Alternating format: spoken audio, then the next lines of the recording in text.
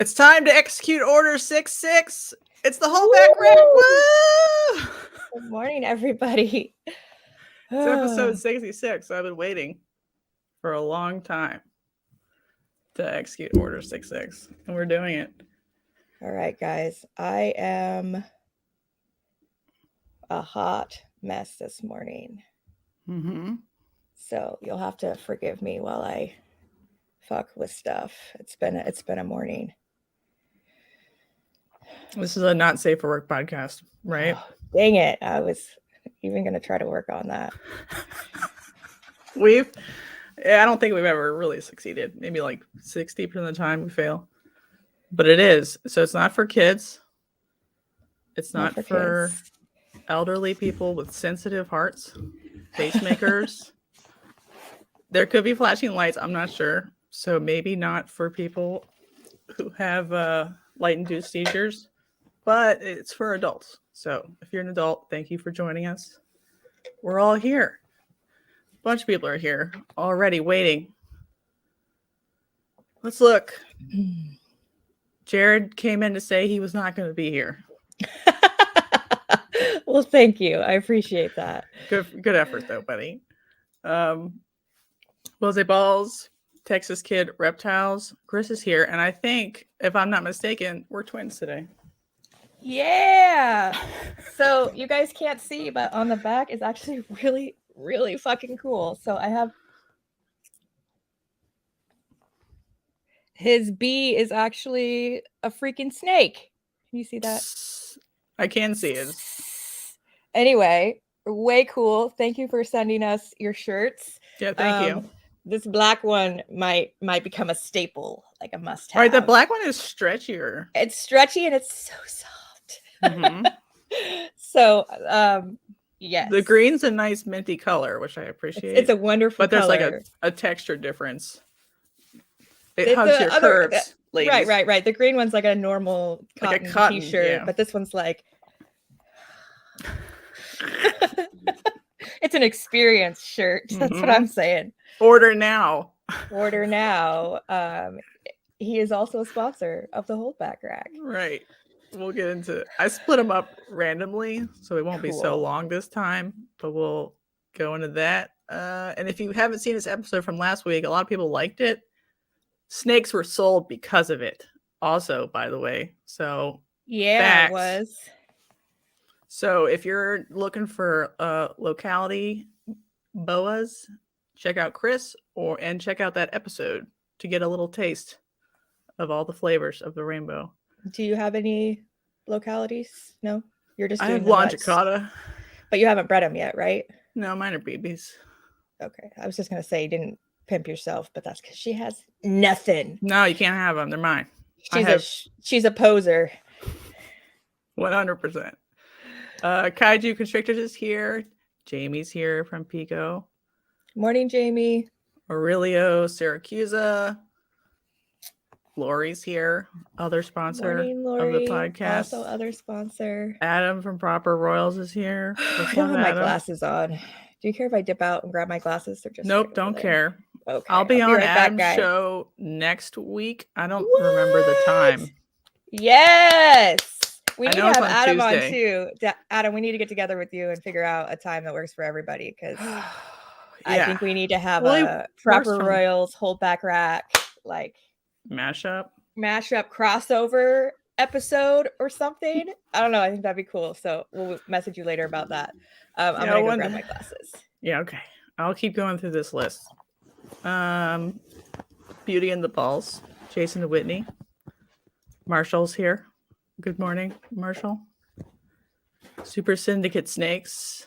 And they ask how the mice are. They're doing good. No signs of disease. So that's all I can ask for at this point. They're in like a quarantine setup in the same building, but like on the other side of the building. Who knows if that's sufficient? Maybe not. Jurassic Art Royals. Oh, look, he's back. Jared came back. What? He was just teasing us before. Creme de la Clutch is here. Oh my gosh, there's so many. Y'all are so nice. Studio Cold Blood. Lisa. Bomb City Balls. In and Out. That's how I like it. Says Bomb City Balls. Richard's here. Creative Corlofus. I still think it's funny that Sean thought you were two hot women the whole time. And I think you should just go with it. Forever. Lost in Snakes. That's how I feel. Hey, Dylan's here. D's Balls and Xotics. Dylan. Oh, Adam says, guy. Say the word. He's in. It's just scheduling. It's but I totally think he works from home. So as long as he's not doing his restaurant work at that moment. Oh, Improper Royals. That would be a solid name for a crossover. OMG. Done. Donezo. I don't care if you have a better idea. That one's stuck. I don't have any ideas currently. Peter McMillan and Karashay. Thank you for coming, everybody. This is going to be pretty cash. I didn't even do it PowerPoint. I just did notes. I think we're just going to be talking about stuff mostly and having fun.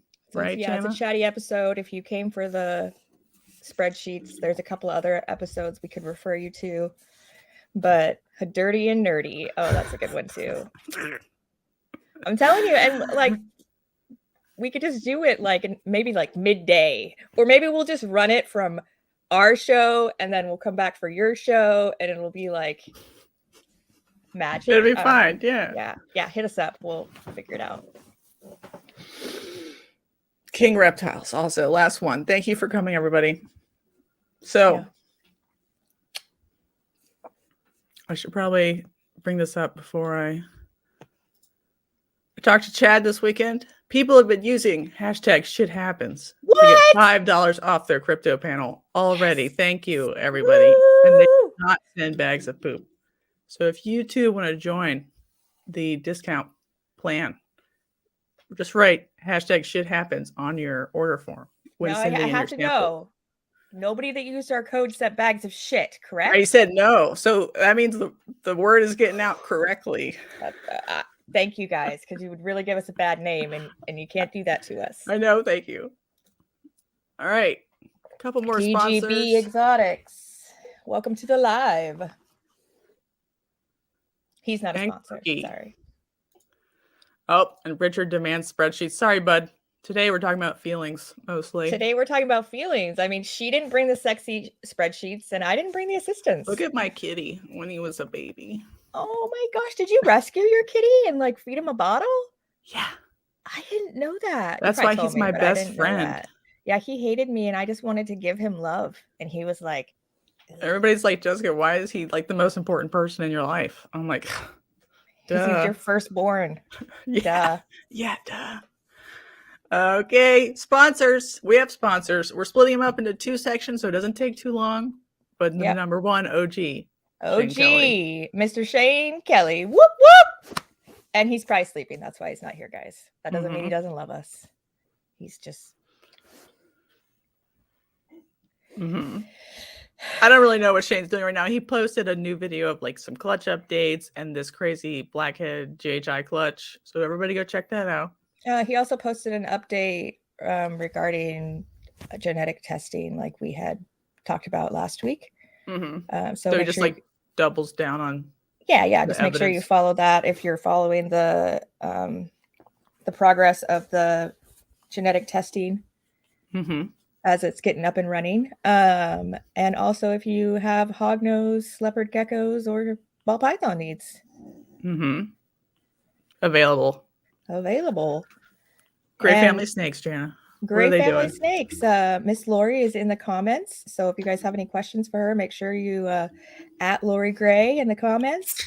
Or you can check out their morph market. They are heavy into the VPI Axanthic Pied project. That is why. Also, look how attractive they are. Oh my gosh, they're the most beautiful family ever. I know. And they're both work and they have 4 kids and it's a family affair. They all do the snake business. They are just crushing it. So, if you like family friendly and you like people that are working hard to produce quality stuff, these are your people. So just head over to their morph market. Like we said in previous episodes, they are marked on hold just because of the weather. But if you private message them, they can set you up with one of those beautiful snakes. Last one for this sponsor spot. and then we'll do the next one after like the main topic. This Powerhouse pythons. Yeah, Mr. Andrew. He will be at the Pac Northwest with me. Not this weekend, but next weekend. So if you guys are local, come out to that. Just a really cool dude. Hopefully we'll be hearing from him soon for an interview so you guys can see more of what's happening out here in the Pacific Northwest, because he's one to watch for sure. Mm-hmm. All right, we did it. First ad spot. Didn't take 20 minutes. Victory. Dylan says, I'd rather spreadsheets than look at spreadsheets. Jessica has some nice spreadsheets. Oh, Dylan, there's another person we need to have on the podcast. I know, he's so funny. Or he needs to start back up his podcast. Also a local guy that has an incredible collection, doing incredible things. We should definitely do a mashup.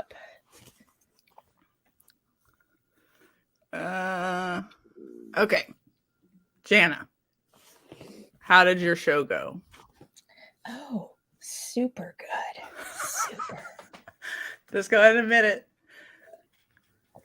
Okay. Say what happened. The story. Spin us a yarn. Tell a tale. Spin us a yarn. All right. So last week, y'all were here. Most of you live, and I'm all like, see you tomorrow, guys. Come check me out. Get a hug. And then I was real tired, and I couldn't figure out what was going on. And by about 2:00, I had the worst migraine. And I used to get migraines all the time, but I hadn't had one in about 5 years. And my ex normally gets the kids like 6:00 on Fridays. And so I just planned to like do all my show prep then and load up the car and then wake up early and drive down. So I didn't have to stay in a hotel or anything. And so I had messaged him and I was like, can you get the kids early? I have a migraine. And since we were married for such a long time, he knows like when I say I have a migraine, like it's coming. It's bad news bears. Like I'm going to be throwing up. I'm going to be like not being able to see any lights, any sound. I mean, it's bad. And so I don't know if he left work early. I don't know. It was really cool. He came as soon as the kids got off school and he took all the kids and like packed all their bags for them. Like, cause normally I do all that. And literally like they were walking out the door and I was already asleep. And I was like, I'm just going to sleep like an hour or two, sleep this off. And then I'll get up and I'll get ready and take care of the stuff for the show. I woke up 24 hours later. I kid you not. Not good people. So I missed my show. I didn't contact the show promoter. I didn't contact or put anything up on my Instagram to tell people I wasn't going to be there. I just fucking dropped the ball and kicked it. So did you were there to see me after the fact? The show promoter? I have, but they haven't said anything. I don't know if they care, but I care. I feel like that's really unprofessional. I've never missed a show before. I have no plans to ever miss a show again. It was kind of a fluke thing. And like now that I've like away from it, I actually think that I like threw out my neck or something. Cause ever since then I've just had this like tension, headache, tightness. Like I can't turn my head all the way the other way. And so I think that's what it is. I have a dumb question. Yeah. You have a tattoo now? Uh-huh. So you think like the like accumulated pain and stress of the tattoo could have given you some sort of it's entirely possible. I mean, it was like a whole week out stress response. It was a whole week out. Like when I got my tattoo, I came home and slept like 12 hours because my body was like, fuck you, bitch. But I haven't had any. You felt fine after that. Yeah. Like I haven't had any pain. I haven't had any redness. Were you huffing bleach or something? I wasn't huffing bleach. See, like it's not infected. It's not scabbed. It's not because it's just the outline. So I'm sure that when I do all the fill and stuff and the color, I'm sure that will scab and be awful. But it literally was like the worst part is it was a little itchy. But like when I woke up the next day, it didn't even hurt anymore. Like it was literally just like fine. So it could be. Says their migraine triggers are caffeine and alcohol. Do you think you've identified a migraine trigger? So last week while I was on the show, I was drinking like a new kind of caffeine drink, like a V8 fruit fusion natural caffeine thing, and I've never had one of those before. I definitely threw them all out because I got like a 6-pack, and I will not be testing that theory. I just will avoid them just in case. But it's possible it had like a preservative that's fine for most people, but not for you. Yeah, I do have a sulfur allergy, like antibiotics that have sulfur in them, and some things are preserved with sulfur, sulfite. And so I didn't even read the label. Do you break out when you drink wine that's been preserved with sulfites? I get like really sick. I get like heartburn, and I get like dizzy and nauseous, and like even if it's not like I've had like a couple of drinks, it just makes me, I don't drink any wine. Anyway, and so I mean, like I said, I used to get them to the point that I had like a neurologist, and I had medications that I took and all this stuff. Like it used to be this crazy thing, and then I got pregnant with my youngest and fixed it a little bit. Fixed it, and my neurologist said that sometimes that happens. Sometimes when you get pregnant, it like resets your body. Yeah, women are weird. Women are freaking weird, but also like the biggest, awesomest score ever. Like, thank you, number 3 child. I didn't get migraines till after I had a child. Oh, that's a bad switch. I was a fine human. Yeah, and so like, some of you might have seen that I was like on a live over the weekend randomly. I don't really want to talk about all that, but I had literally gone back to sleep and then woken up, and then all of a sudden I was accidentally on this live. But you could just tell like that I just don't feel good, and I was like not really like in a healthy way.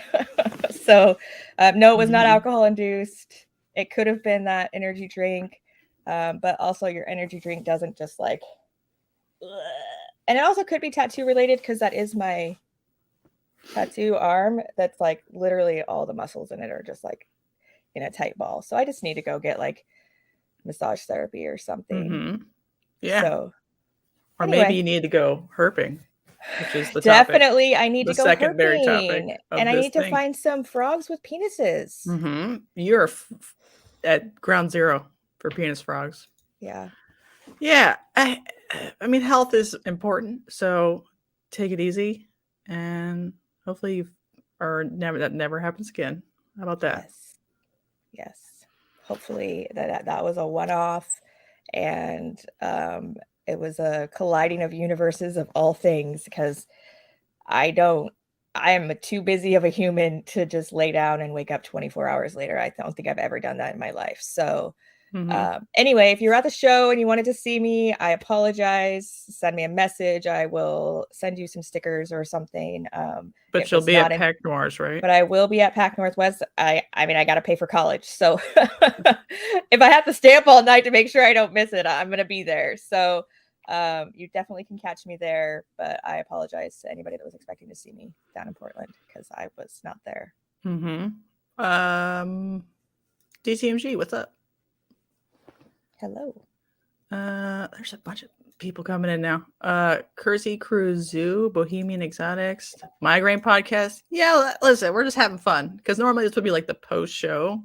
Jana's show was at Migraine. So yeah, I mean, hey Chris, you want to hop on and talk about your show? I'll just leave the room and you guys can talk about your show, since I dropped the ball. I did ask him how he did. He said there was like, he sold some snakes, there was a good amount of traffic, but people weren't buying very vigorously, and I agree. That's also what happened to me. Well, I had heard through the grapevine that it was a really good show. Oh, that one was? Yeah, like a couple people brought home like between $3,000 and $5,000.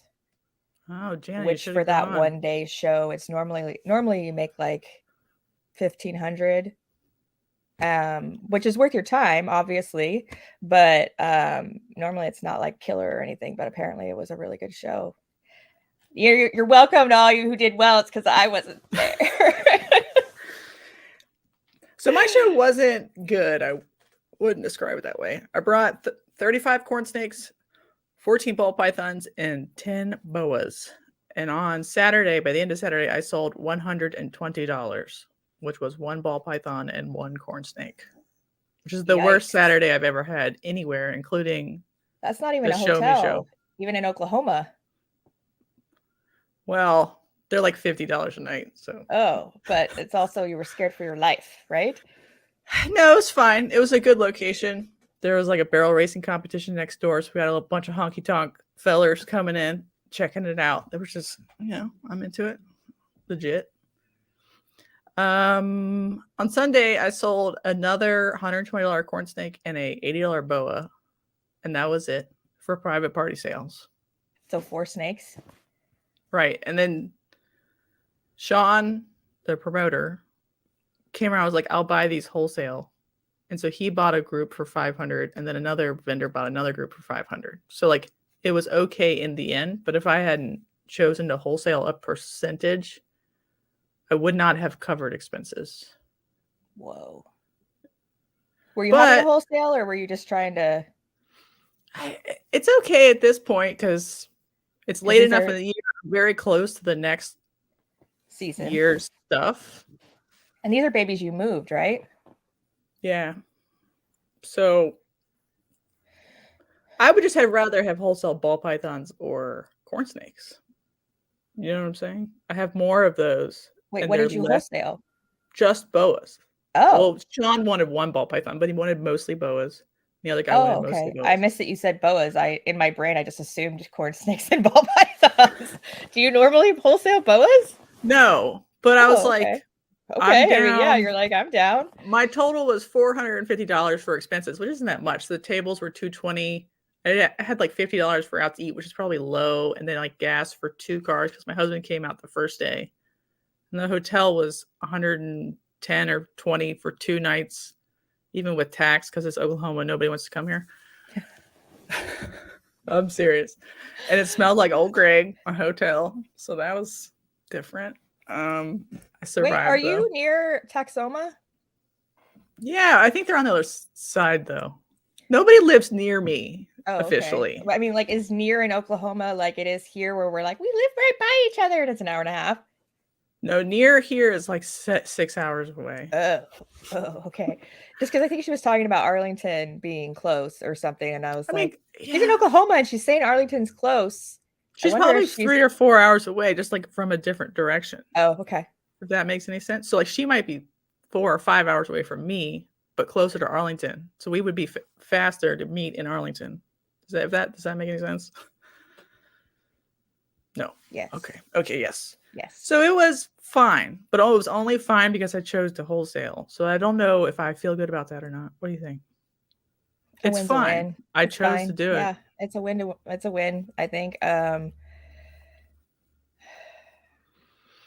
You sold stuff. You came home with less snakes and some money in your pocket. I think that means that you did what you went to do. Right. And then some like general thoughts. The show was well attended. Like there were a lot of people there. That's awesome. Good job, Sean. A lot of the people I talked to were like, I would buy this $80 snake, but I don't have money. I'm like, why did you come here and pay the door fee if like $80 like breaks your bank? You know what I'm saying? I was like, yeah. I heard that like 3 times. I wonder if that's how it's going to be in 2 weekends. But then I think the April show, because everybody should have their tax returns by then, I think will be really good. Like I am this close to trying to get into the Reptile Nation for April 1st. So April Fools. Do it. In Arlington. Because I'm like, that's a good time. But then I couldn't wholesale anything now. Like You'd if I was like, keep it all and feed it all and take care of it all. Right, because I don't have anything ready by April. Yeah. So this is like the cost benefit analysis thing that I go through every day and we talk about a lot and nobody has a good answer to. Like, when do you wholesale something? Because the probability of it selling at the next show doesn't matter. Right. I have a couple that like the last 2 clutches that I don't know why, but the last like clutch or 2 of the year for me is they're always really slow starters, really terrible eaters at first. Like they always do fine eventually, but it always takes them like a couple more weeks to figure it out than any of the other clutches of the year. And interesting. So they just like, I just don't feel good about bringing them to this next show. And I'm like, well, I guess that means they're gonna hang out till April because I am going to that, so I don't want to wholesale them. And so it's like, okay, I guess that's what we're doing, because I just don't feel like they're consistent enough to sell as a pet. And so they were born in like end of November, like Thanksgiving. And I'm like, dude, you should be fine, but nope. I've been having baby ball pythons take frozen thawed and leave it at a rate that I think is strange. So they must not like something about the way it tastes from that vendor. I've had that too. I won't name the vendor, but we'll have to talk later and see if it's the same vendor. They'll take other ones, and I'm like, I wonder if it's a bad batch, because I've had that a lot too. I think it just smells old or something. So get fresh stuff, and they'll take live and they'll take frozen thawed from a different bag, but not one. But then a lot of them will, but certain ones are being sensitive. Like like the whole het DG clutch. Half of them are like, ew. I don't think so. Yeah, I haven't really tried ASFs just because I don't want to have to superheat that room, and so it's like 60 degrees out there in that room, and they're all like, it's too cold to breed. Where? Yeah, ASFs will do that for sure. And so I've got like almost no production, and so I've either got to turn the heat up out there or outside source some stuff, because they're literally just like, nope, it's cold. Yeah, it's crazy how it doesn't even have to be that cold for them to stop ovulating, like just a little bit cold. Well, yeah, it's like I'm heating it to 60. It's like, 20 to 40 degrees outside, and I'm heating it to 60, and they're still like, I'm like, my heating bill was like $500 a month, so I turned their heat down from, I had it at 70. I turned it down 10 degrees, and they were all just like, nope, done. So, I mean, there's a few like real good ones that are just like, I'll crank it out anytime. But there's like maybe 3 girls doing that in 10 colonies. So I'm like, I'm going to keep all your females. Thank you. There was also, it was at like a full show, like a full set of vendors with a full array of kinds of things to be sold, including like national brands like dubioroaches.com and Josh's Frogs. So I thought that was a good and healthy like lineup. So you liked the show. You thought it was done well, even though you didn't feel like you did well. Right. Or met your own expectations of how you wanted to do. Yeah, I thought I did fine technically, but I would have preferred to do better. Yeah, Dylan, yeah, I'll message you after. We can talk and maybe swap. Then a lot of people at the dinner, I went to the dinner awkwardly, as always. My autistic ass rolls up and pretends to be a normal human to try to extract information. But I asked people like, how did you do? What were your expectations? A lot of people had the same sort of like, I sold a couple snakes. It was fine. I'm not depressed. The number of people who came is depressed, but people aren't buying particularly. Even pet pricing was not an object. There was just not enough money through the door, but even though there were bodies, which is fine, that happens. So they were like, I would have bought from Jason Amos or whatever if I had made more money. Like that was said to me multiple times. Like I would have spent money in this building if I had made more money. So the amount of money in the building. If ever all the vendors are doing well, then they feed that money into each other as well. And so everybody does better if it's going well, if that makes any sense. Right. Because the same couple $1,000s just flows around the room magically. But then that meant that like high-end people did not do very well at all, relatively speaking, because they sold literally nothing. Bomb City Balls calling out Chris. So when he sent out our shirts, he said he didn't have any women's shirts. I think he was just out.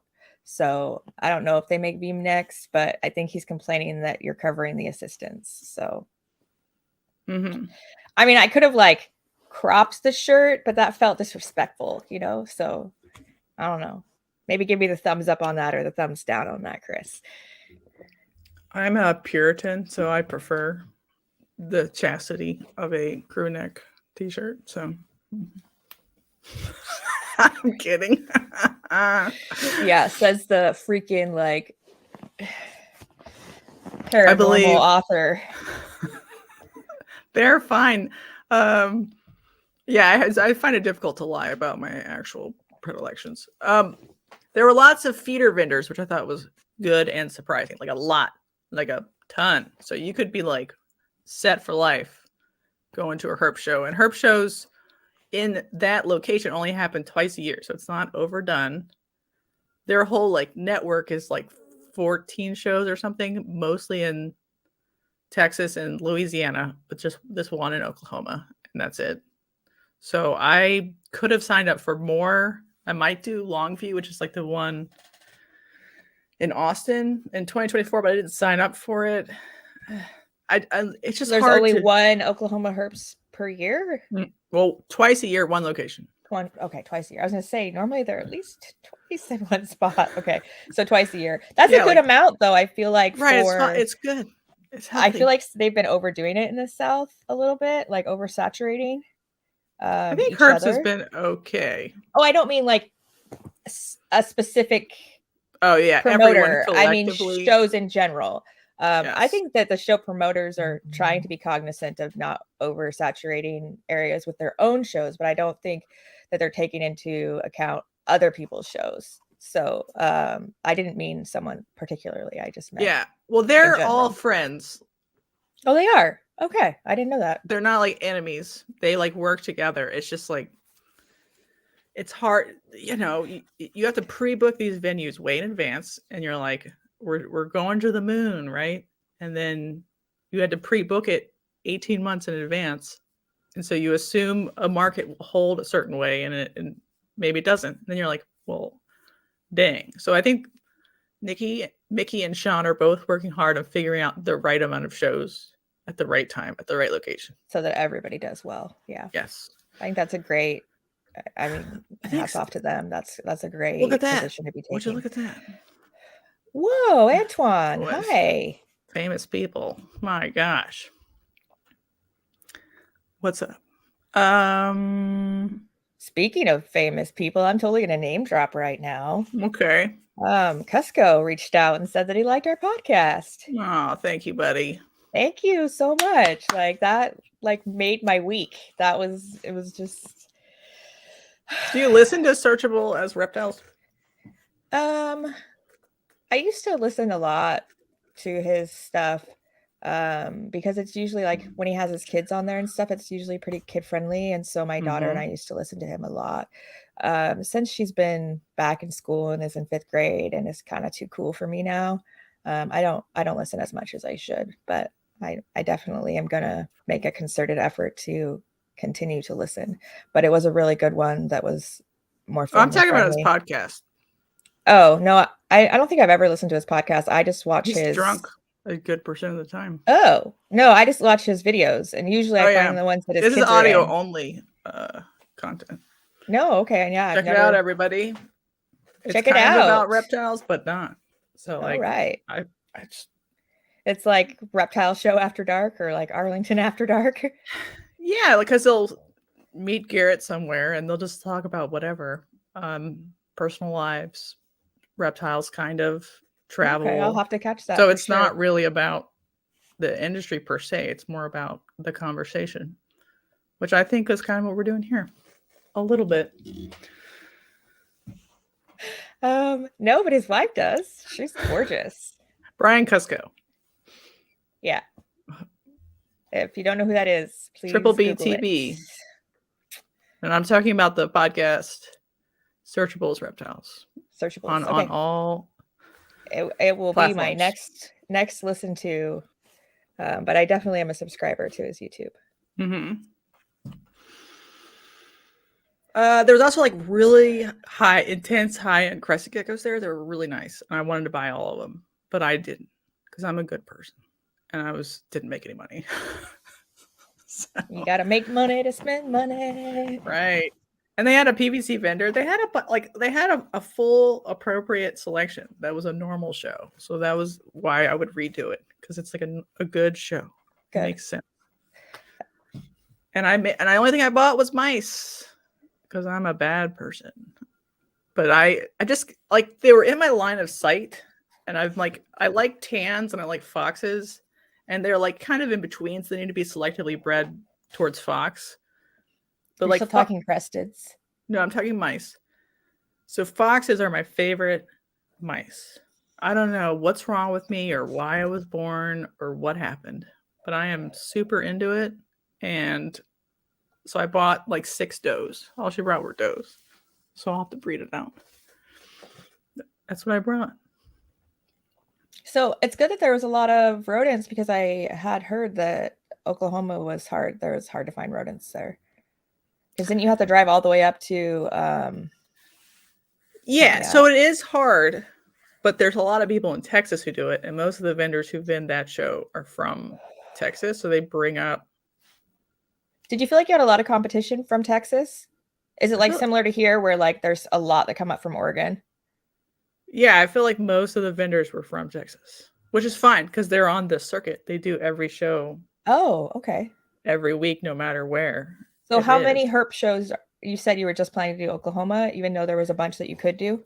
Yeah, I don't know, Jana. Like shows are difficult for me because I don't particularly love them because the post-show absolutely QT hate them procedure is yeah.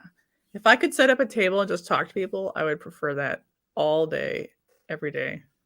Maybe even have like an iPad of stuff for sale, and then you just pick it and I'll mail it to you. Yeah, I think that we should put on our holdback rack shirts and crash Shane and Moose's table at Tinley. Just kick them out of the table. No. Just stand by their table and just be like, yeah, we belong here. They'd be like, we don't know them at all. Yeah.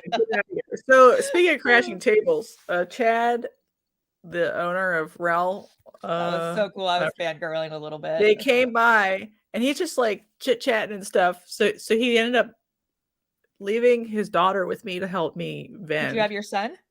No, not on Sunday because it was just too much to have him drive out again. So I was alone anyway. And she's like, your advertising isn't that good. So she got a marker and started to like write like on paper towels, like these snakes are so sweet and they need a great home. Oh my god! Please get them. It was awesome. I love that. She's totally like, let me help you with your marketing. Right? She taped it up. She's like, these aren't colorful enough. So she went through and like redid all the gender symbols in like different colors and stuff. Yeah. Oh my gosh, I adore her. So like, how old is she? If you need somebody to help you, call up Chad. Send the daughter. She'll rock it. She's like, well, this is so beautiful.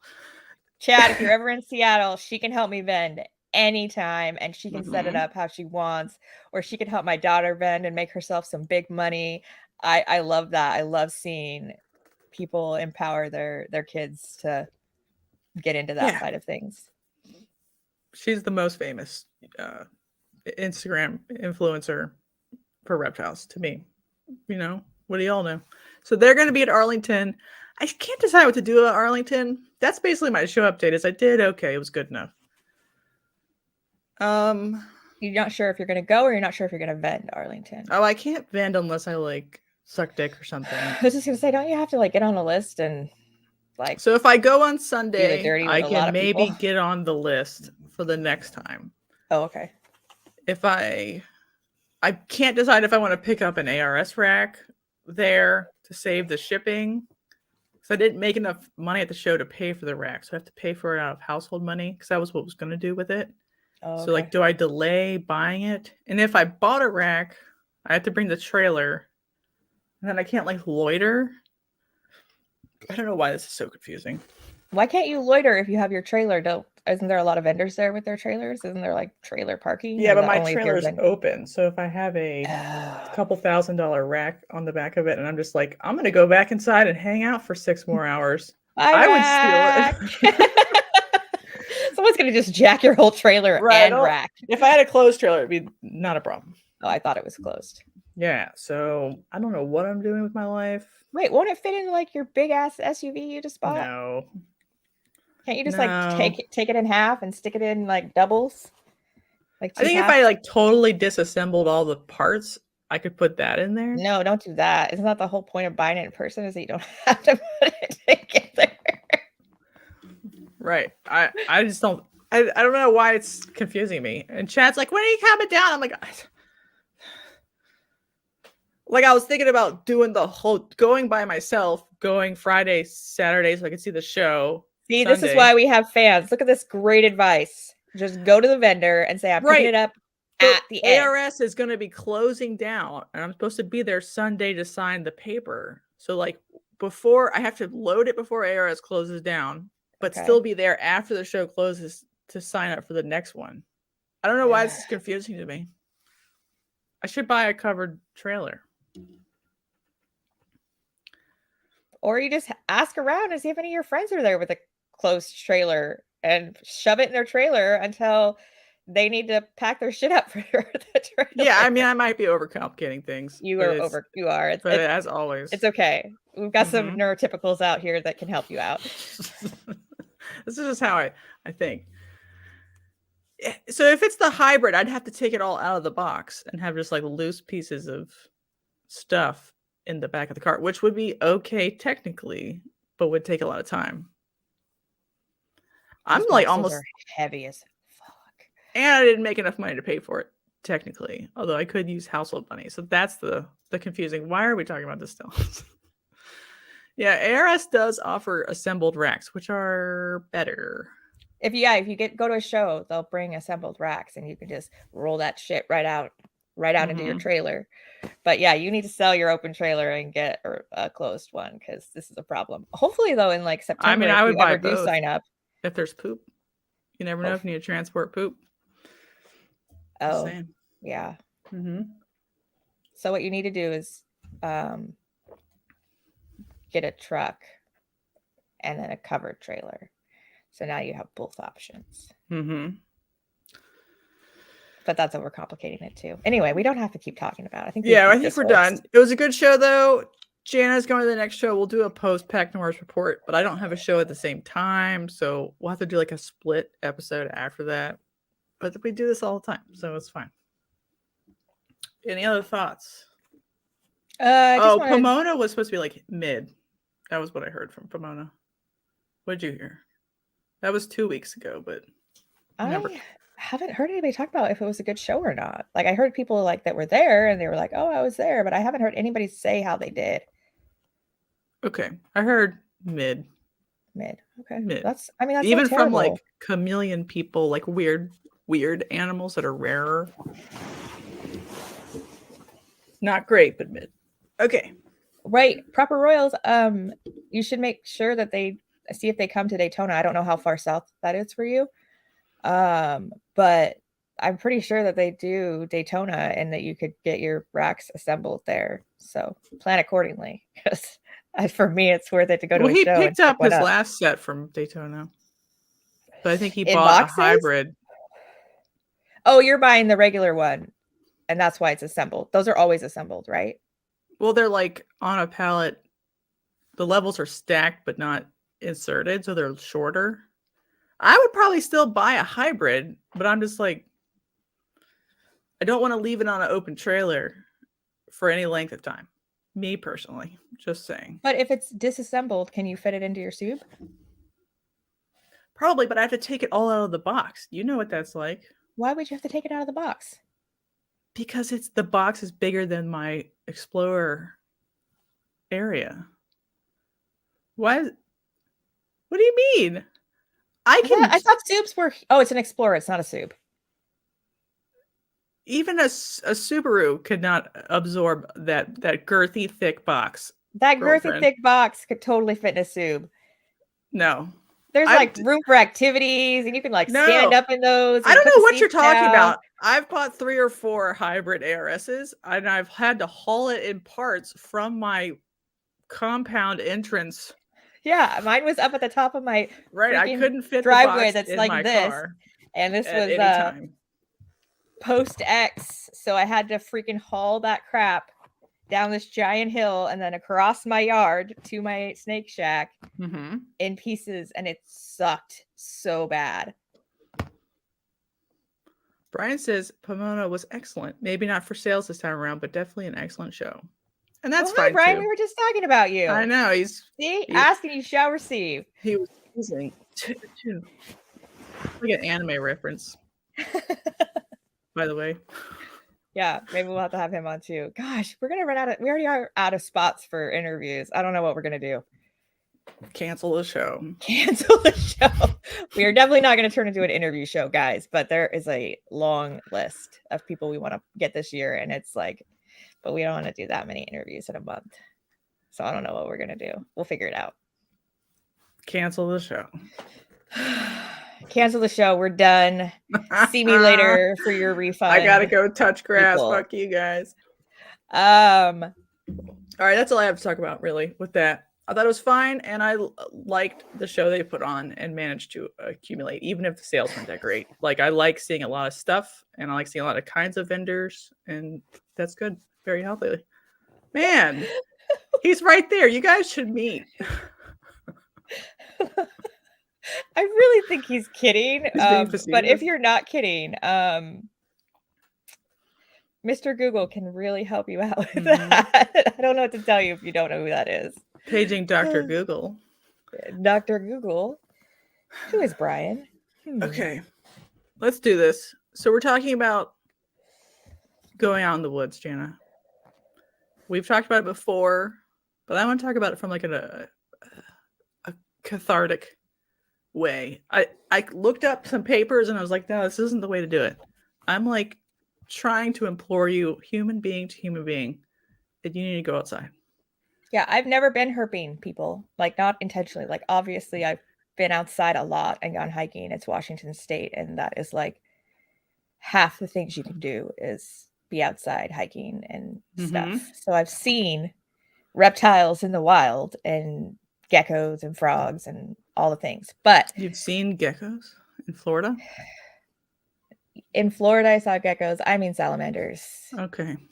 Tough. Just hate over there. It's fine. I just Jana never knows what the fuck she's saying. It's never all the way right. That's why you should go outside. I'm giving you the steps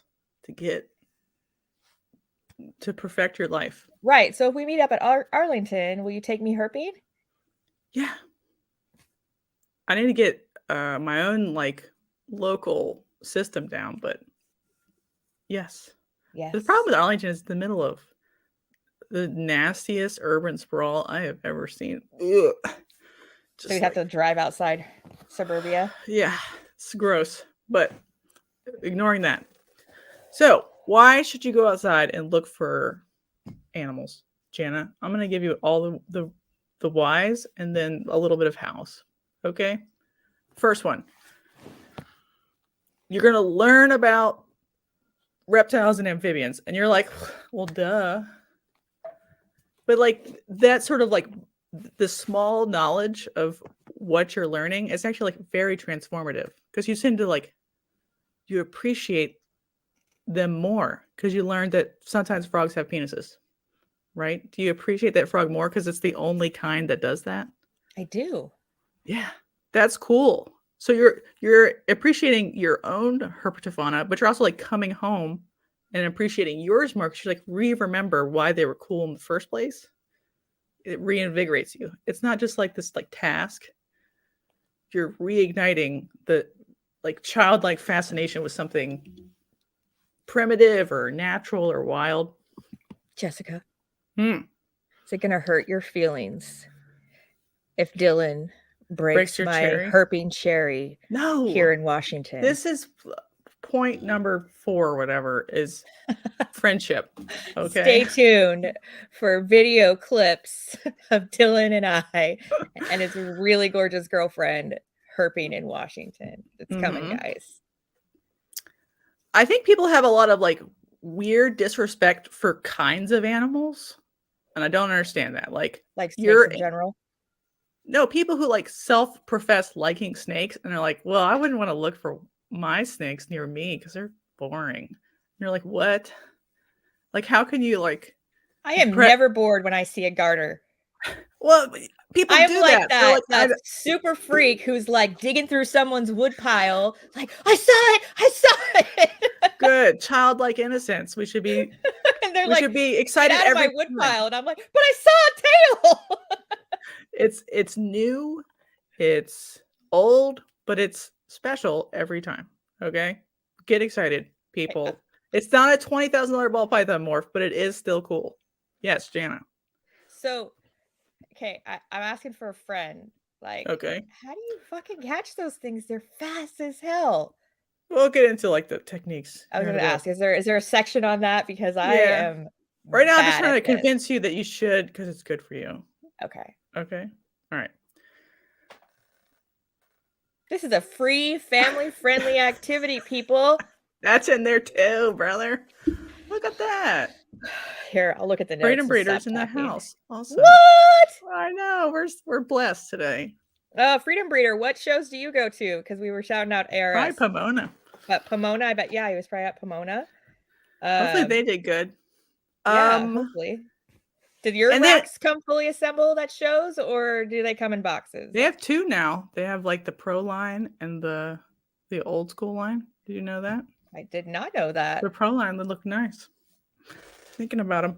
All right, let's keep it moving, Jana. 50 minutes, and we're not even really started. Okay, so like the main point is that like if you see them in the wild, I think that makes people better keepers of their captive ones, even if it's a different species. Because you're going to look at how they act in the wild, and you're going to be like, wow, look at these temperature gradients, humidity gradients, light gradients, UVB gradients, all this like physical media that they interact with. And I'm going to try to like replicate that in my little box in my house. And I'm going to respect the animals I have, because I just had like a crazy interaction with a rattlesnake in a tree. And if anybody is wondering, rattlesnakes do go in trees. It's actually pretty fun.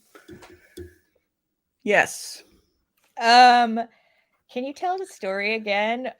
When you were doing your master's, was it your thesis? And you were like following turtles in the freaking wild, and it gave you this whole insight into like, we should not be keeping these animals because they're really smart and we just need to let them do their thing in the wild. I think you just summarized the story. I'm sorry I ruined it. Tell it, because you tell it better. No, that blew my mind. One day I'll do like what my master's work was on. Yes. Probably just like a whole episode. But this sort of stuff is me explaining to you, like sometimes they're too smart to keep. Maybe in an outdoor pen with all this stuff going on.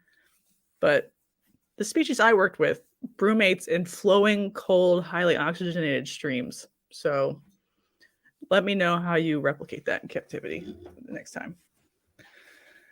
Okay. Also, like, this is the most democratic form of fun that I know of, because it can cost $0. It can cost a little bit, like if you want to do like destination herping, but it can be a basically free activity. And like, it doesn't matter. You don't have to be fast. You don't have to be strong. Freedom Beer says only Daytona and October telling this year, free shipping to both those shows. Check them out, everybody. You don't have to be fast. You don't have to be strong. You can be kind of fat. You can be old. You can be a literal baby. You can be a pregnant woman. You can be a fetus. You can put them in the lily baby on your back. It's like the activity is sort of as intense as you want it to be. It's mostly just walking, right? So anybody can do it. It's not exclusionary. You don't need special information. Like some things like increase the probability you are successful, but everyone should do it. And there's no like, well, you can't do it because you don't have enough money, right? Like breeding high-end snakes that have a specific morph is by its nature sort of exclusive. People like to look down on you. Well, you can be the best herper in the world with zero money. Nobody cares. It's just your effort that counts. And I actually really like that. No, a lot of people are like master's thesis. We'll definitely do a what it's like to be in college and for reptiles. Literally getting your education through stoner herping. I love stoners. Like, I don't partake myself, but very few people in the world want to drive up the mountain to look for spotted salamanders at 11 p.m. Stoners do. Lisa, okay. Expound upon that thought, because I'm not quite sure what you're talking about, because I wasn't totally following all the comments. Okay. Go ahead. Keep talking. You're doing great. So money can help, but it's not like the end all be all. Sometimes a car can help, but it's not an end all be all. You can drive to a destination to herp, but you can also herp in urban areas, suburban areas, abandoned city lots, local parks. Everyone can do it. No race, creed, religion, whatever is excluded from the activity of enjoying local native herpetofauna. Doesn't matter even if you could not keep and just enjoy them in the wild, and that is awesome to me. And then on accident, you learn about other things, because there's lots of like hobbies that are cousins to this hobby: hunting, fishing, hiking, birding, foraging for like food, and like rock hounding, etc., etc., etc.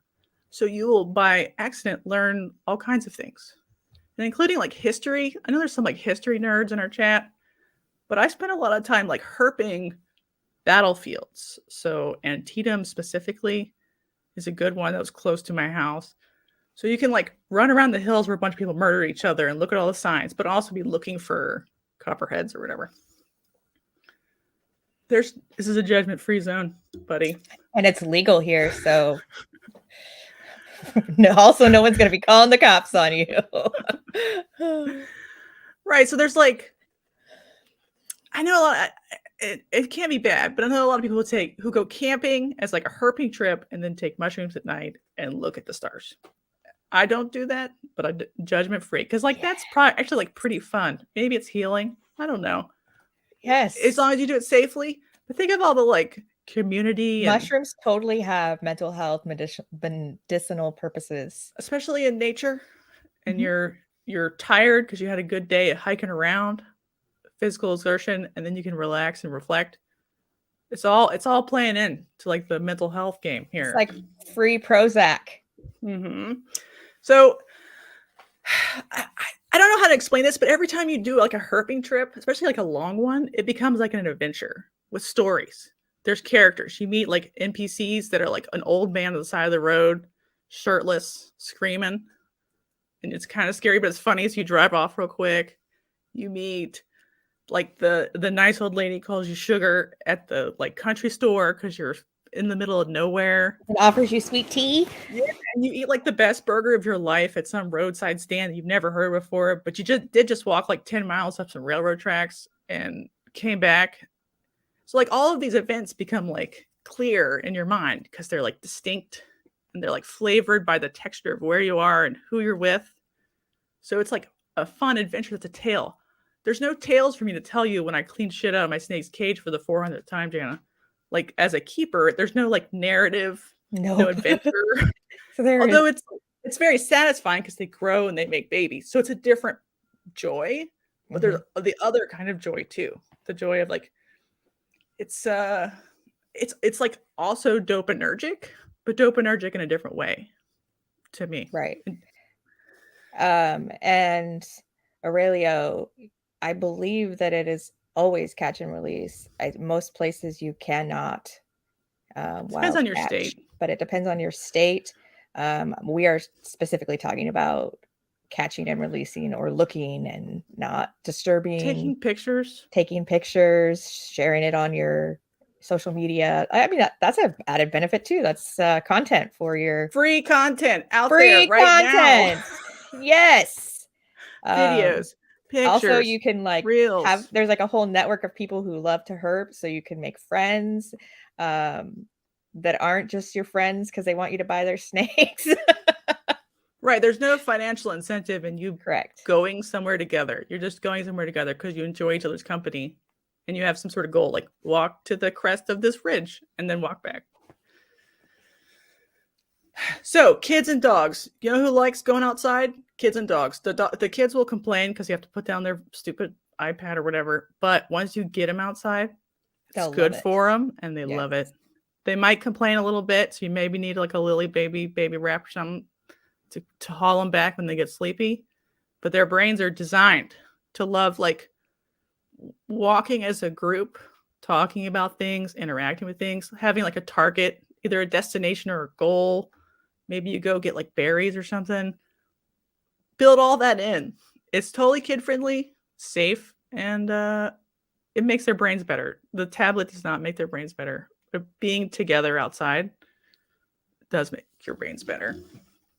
And as far as brains, I know video games are fun, guys. I know Instagram is fun, and I know TikTok is fun, but it's like too dopaminergic. This is the right amount.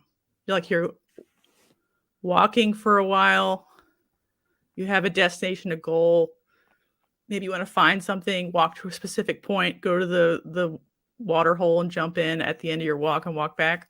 All of that is very healthy for your brain. It's good exercise. If you want to make it like an exercise, you can hike, more intensive hikes. You can do burpees on your way up a hill, whatever. You can make it really intense, or you can make it really chill for kids.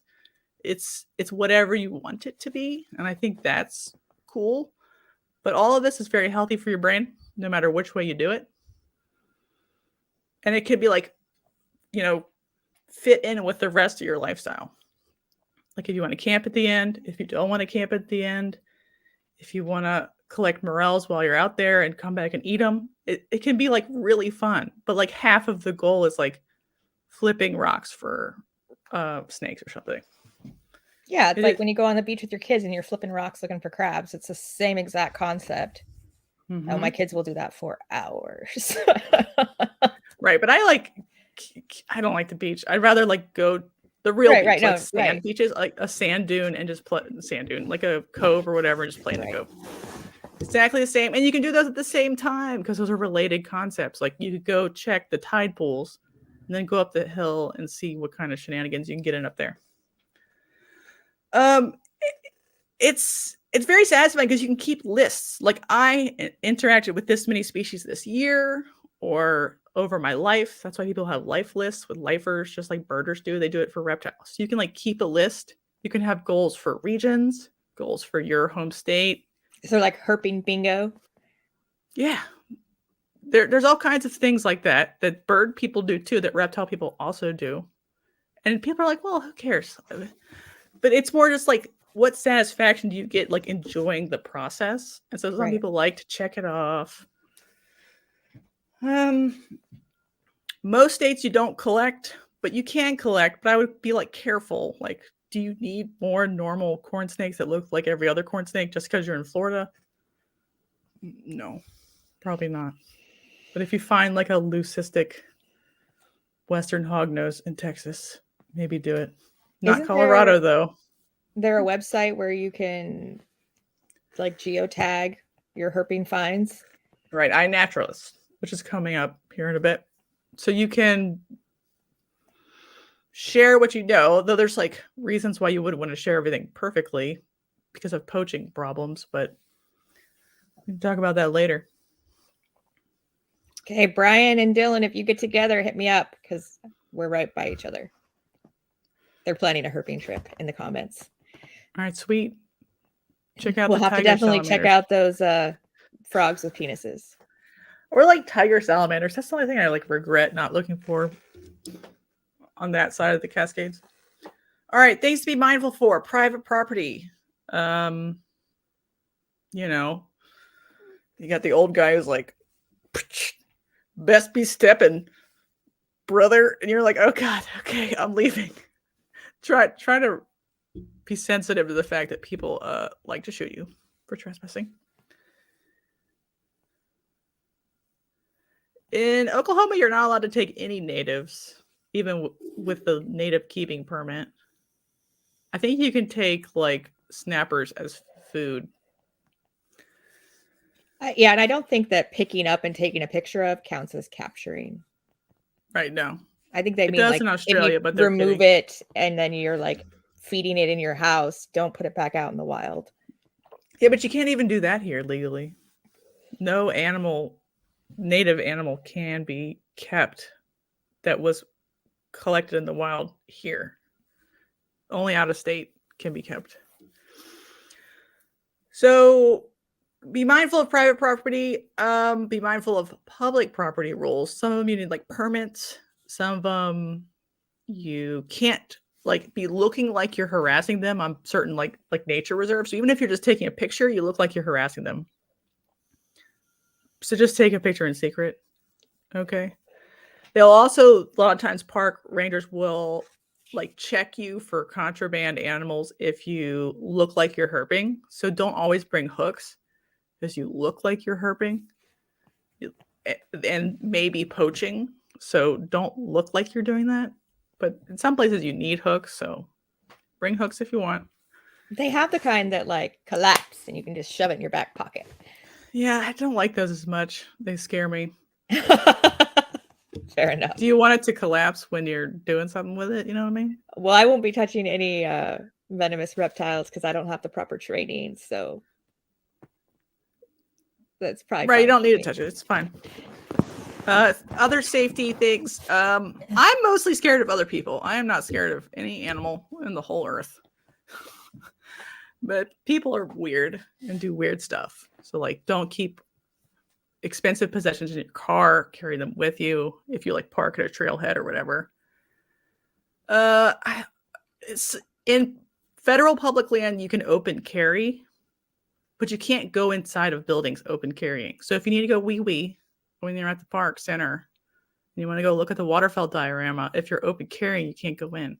So, use that information appropriately. But bear spray, you can carry that anywhere, right? And that works on people. And I do. So don't mess with me or you'll get the bear Just give them a frisk. And then that's like a staple here in Washington. Especially if you're like a woman hiker or anything, we all have bear spray. For the people, not the bears. But yeah, the bears are fine, actually. But the bears usually leave you alone. It's the jack-offs that don't. Right. The other option, and I've done this probably the most, is I just people are loud and obnoxious in the woods. You can usually hear people coming. And then like a psychopath, you just sneak up into the woods and you watch them from like behind the trees. Like it's Vietnam. And I have something in the notes about like snake witches lurking in the woods. And that was me this whole time, everybody. Mostly I just like... Is that like Herping? Listen, I've watched all of you take piss by a tree in the woods. And I was there laughing. She's watching you guys. That was part of her thesis. Yeah, I also considered braining people with rocks. So situational awareness is important. But most of the time you can outrun somebody and then kill them.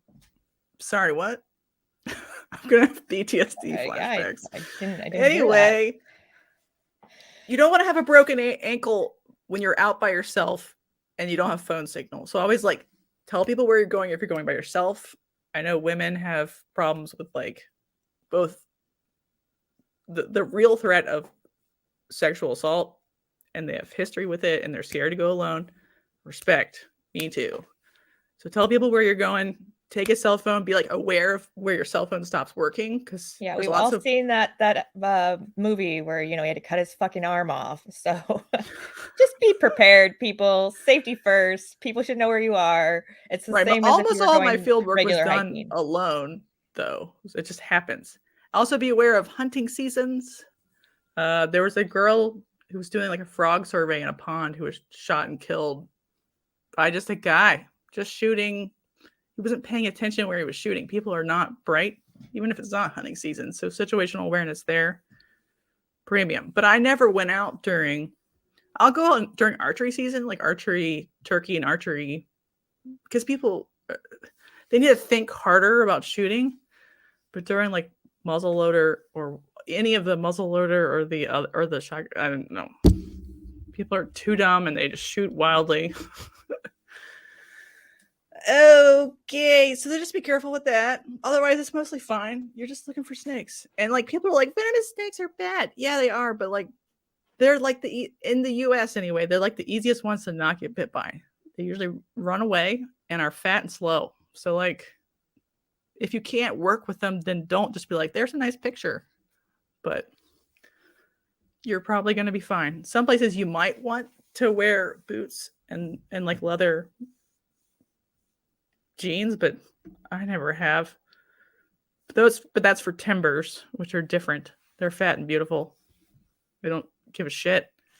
If I was gonna have a venomous pet, it'd probably be a timber all day.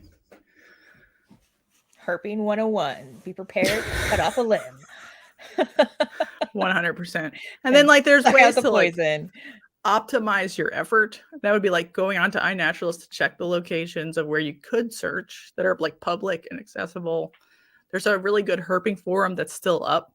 You can search through the old stuff where they're like, I want to go to the state on vacation. Where do I go? Check that.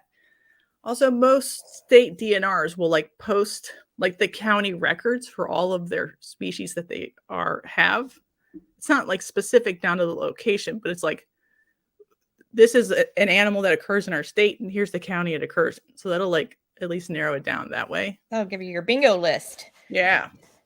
And then I like paper field guides because I'm old and geriatric. So Peterson's field guide is my favorite. The Western one is not my favorite, but the Eastern one is good because I actually like the hand-drawn plates because you get a lot of animals on one piece of paper, and they draw them in a way that like makes them all look the most like the average version of their thing.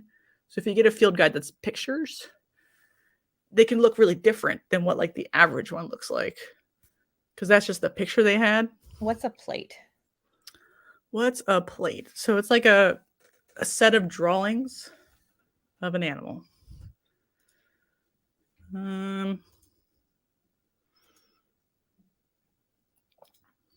So here's Peterson's. So there'll be a picture, and this is obviously the cover, but there'll be a picture of all the venomous rattlesnakes east of the Mississippi or whatever, and there'll be like a bunch of pictures in a row. That's a plate. Okay, cool. Legit. Hand-drawn pictures, please. Peterson's only. I think there's a National Geographic guide. Fuck that thing. Throw it in the trash. So love for NG, I guess. Right. The Western Peterson's, though, had like just the first third of the snake on the plates. And I'm like, this is bullshit. Hated that also. Like, we don't want to see the rest of the snake. Like, I get it. They're long and skinny. Just like curl them up in the picture. Okay. What are we, barbarians? Western Petersons? Or if you're going to do like the long versions, let's line them up. Yeah, anything but just like the first half of the snake. I'm like, well, isn't like the back half of a rattlesnake relevant? Important? Yeah, for sure. Curious. Whatever. All right, guys. If you're in the comments or in the live watching and you're not a subscriber, make sure you subscribe. Make sure you hit the like. Make sure you, if you're lurking, that you comment. This helps us out. Anyway, go ahead, Jessica. Also, and this is like a redo of Make Friends, but this is Make New Friends, Jana. Because the only time I've ever did Hellbender activity is because we messaged somebody who was doing... What's Hellbender?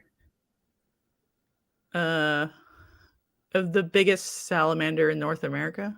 Oh, okay. Do you want a picture? Or do you remember what it looks like now? I remember now. It looks like a snot otter, which is what they're called, like a mud puppy. I know what you're saying now. Yeah. So those things, like, they're so rare where they are. You need to know somebody. Everybody protects the location because they end up getting like poached and harassed and whatever. So you need to know somebody. So if you message a school that has people actively doing a project and you're like, I will help because I'm a able-bodied person. I'm an able-bodied herper. Yeah, they'll just be like, cool, come out and help. And they'll show you something you've never seen before and show come you out the and location. Get stoned in the mountains with us while we work on our masters. That's how you get rare opportunities. You could like see really big, really old drift fences in action. You could like do bird mistnet work. You could work with falcons, whatever. If you want to have fun, nobody cares. We're all chill. Okay, we need help. So Academia, if you want to volunteer, it's pretty freaking cool. Yeah, it's fun. We need help. That's your like in, because everything is protected for like the rare species that are poachable. Like nobody knows where my wood turtles were unless you sent me a message and you came out to help. So suck it, because it didn't end up in the paper or the thesis. Brian has a question for you. Yeah. So you have to get like these. So they live under these big slabs in clean, like headwater streams that are still pretty big. So you need like multiple people to flip over the slabs and one person to snorkel while that's happening and grab the hellbender because they're slippery. And so what he was doing is That's what she said. He was grabbing them, and he was just rechecking animals that had been tagged from like a previous student 10 years before to see how much they'd grown in the last 10 years because they live a long time, and see who was still alive. So that's like a mark recapture study. So he could like determine population survivorship over time and then growth and some other things.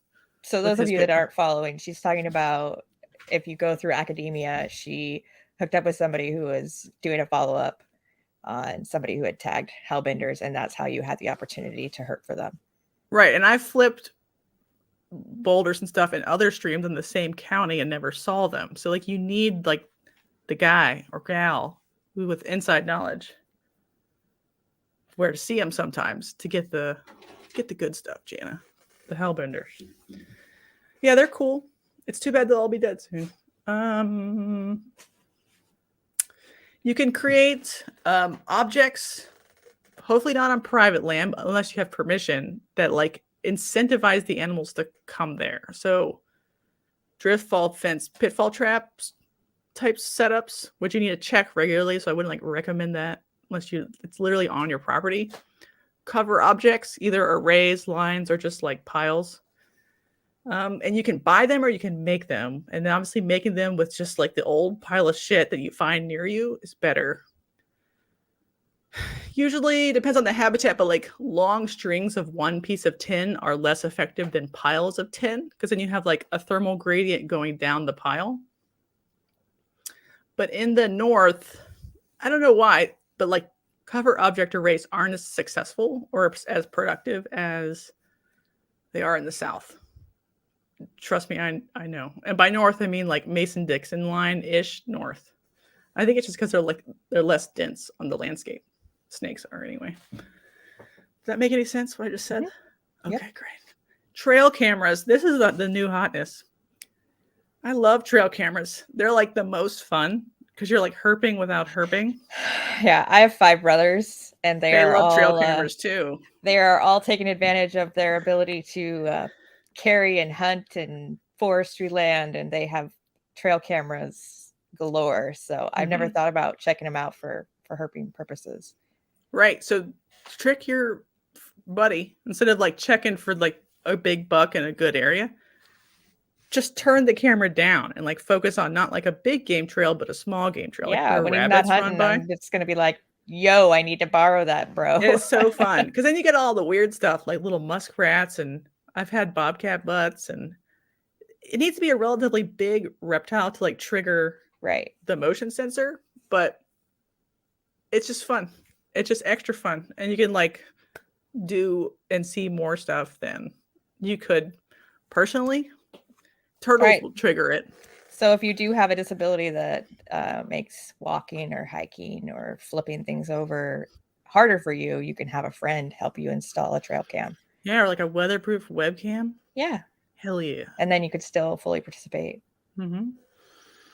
And then like you don't have to like run around the woods to participate. There are like trails and like docks and like ledges and stuff that are like wheelchair accessible where you can look down, and snakes are dumb. So they can barely tell you're there. Like there's a part of the C&O Canal where you can look down, and all the water snakes in the rodeo are just like having sex, basking, eating, and they don't recognize that there's a bunch of people on a pier above them looking at them. So if you went to that spot on a wheelchair, it would be cool because it's an old abandoned tunnel with zombies in it maybe, but also you get like quality snake viewing without them noticing you're there, so they do all their normal behaviors. That's really cool. You can do it. Even a stroller, a baby stroller.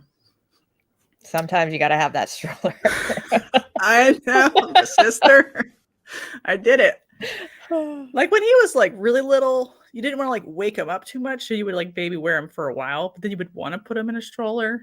But when it's like hot out and you're like sweating on your baby and it's keeping him up, then you want a stroller. Well, when I just had like 1 muffin or 2 muffins, I could wrap both of them up and just go. But now I have too many, and I'm just like, you got to walk. Yeah, I say that to Alex now. I'm like, if you fall behind, the coyotes will get you. So you better keep walking. And I'm not carrying you because you're past the age of baby wearing. Yes. Sorry, bud. Hurry. Or even the grackles, the Walmart grackles around here. I'm sure they would lift away a kid. No problem. Yeah. Okay. So the other thing, and this is like the hardest part to me. Everything else, easy and fun. It's like right habitat at the right time. Because if you just go walk around when the sun is blasting and it's way too hot for you, what sewer turtles? Oh yeah, in front of the Toyota. Anybody who doesn't know, Chris H in the comments, that is Jessica's husband. Thank you for your service to our country. He is our Did you biggest know that fan. makes all military people embarrassed and depressed? They hate it. Who cares? Thank you. Okay. Anyway, even though you hate me, he is always in the comments and he's our biggest fan. So shout out to him. I know. Thank God he married me. Where would I be? Probably in the woods somewhere. In the woods with box turtles. Okay. I've told this story before, but in case people haven't heard it, that was our first date. I lured this band to our my study site, so a place I knew. So I knew that if he like attacked me, I could kill him because I would outsmart him because I knew the terrain or whatever. And it was at night. I was like, yeah, we're gonna do like a urine auditory survey. It'll be fun. It's the first good date. And so he didn't molest me, and I didn't choose to kill him and take his liver to gain his powers. So it was a win, and we got married after that. 10 out of 10. There can be only one. Yeah. Anyway. Okay, so what you want to do is like pick locations or get help from friends that optimize like your person hours. So like even in like the best case scenario, you might only get a couple of snakes a day, but you want to hit areas where like they're either more dense or they're using that resource, like that thermal resource at that time of the day.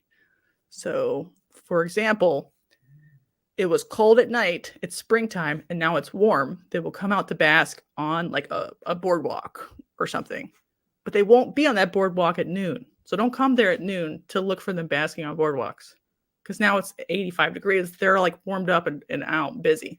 Yeah. So there's like a time of day, precipitation, time of year, ambient temperature, and then species targeted matrix that you're sort of thinking through. And it sounds complicated, but it's not. A lot of times, like snakes. That's why it's educational, is because you do have to be informed and know what you're doing a little bit. Do a little research, and it goes a long way. But most times, it's like snakes like it warm, salamanders like it moist and cool, frogs moist, sometimes warm in the south. But like it's stuff like that. And you can also do like urine auditory surveys. So just listening. It's actually like very cool. You can just drive around and listen and be like, oh, okay, these 3 species are in this vernal pool. Write that down. You can come back later and like check them out. So I guess that's in road cruising, which is like the next section. Some states it's not legal. Go ahead. Lisa said that if you want to check out trail cams, YouTube has a channel called Advocates for Snake Preservation. So you wouldn't even have to set up your own. You could just go check that out. Mm-hmm. Well, you want to set up your own to like see your own spot. Right. Like if you have a honey hole you found, you're like, I'm pretty sure. I just mean if you want to see it right now. No effort. Yeah, I love bird cameras. I'm like a nerd though. But okay. Road cruising. In some places the cops will pull you over because you look suspicious. So like, why are you driving like 15 miles per hour down like the backwoods with a flashlight? 2 a.m. with a flashlight on your head and sometimes stopping. Snake Discovery has a bunch of videos. I haven't been pulled over yet, but I have been like, they'll slow down and look at you and you're like, I swear to God, I'm like totally sober. Because he looks suspicious as fuck. I have had people like run out of their house with like a gun because you went down like the wrong road. Yeah. And it was like a dead end road. And they're like suspicious because nobody would go down that road normally. And you want these like roads that are not traveled enough that the animals could be on the road and not already be dead. And there's like natural stuff on both sides. So like no yellow line down the center, like a black top maybe. So then like the animal looks distinct on it because gravel, it's harder to see. It can still be done. So you do that. But then everyone who lives on the road is like, who the fuck is this? Watch out for those neighborhood watch.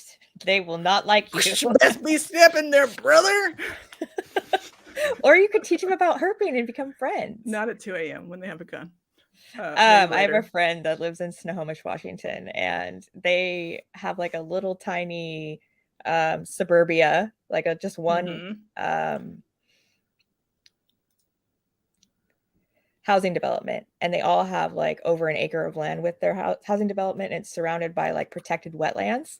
And so like literally sounds good to me. Yeah, they have one bus stop. It's at the like the opening of their development, and it's down this long blacktop. And as soon as spring happens, they literally walk their kids to the bus stop and they herp every morning, and they get like what are those the lizards? Are they fire lizards?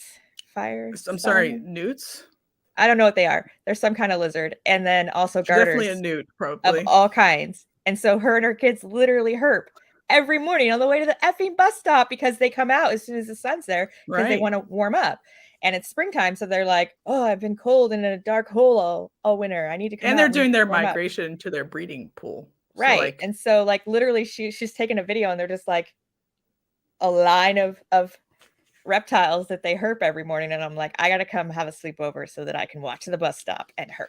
Yeah. And if you drove around in the middle of the night, you would find other spots. Like you could find where marbled salamanders are coming down one specific ridge and like going to one specific vernal pool that they've still been going to for the last 20 years, or northern reds or whatever. And some of them might be door and some of them might not be, but hopefully none of them are door, and you just see them, you just push them across the road.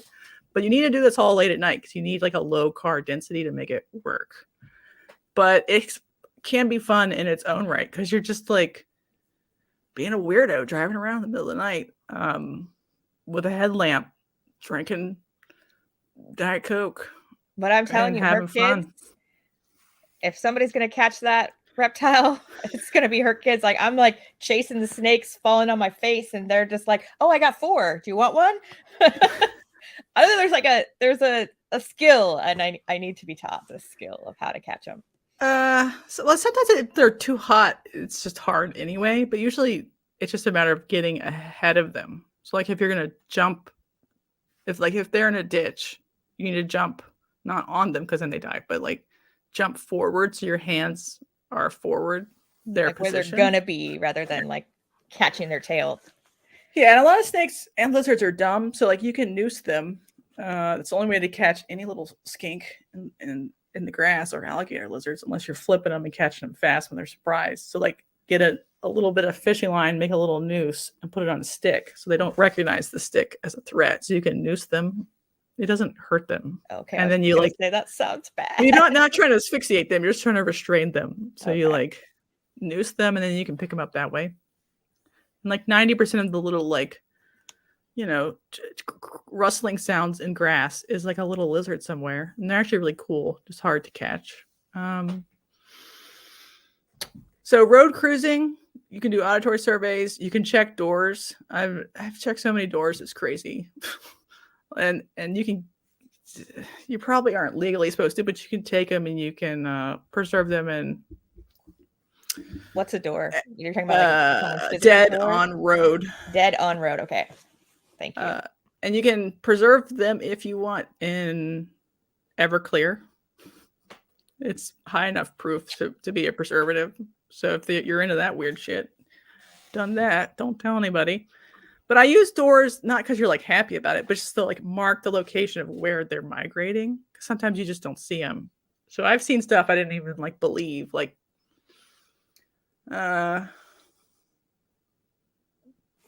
cave salamanders in a county I didn't think had any cave salamanders because of a door.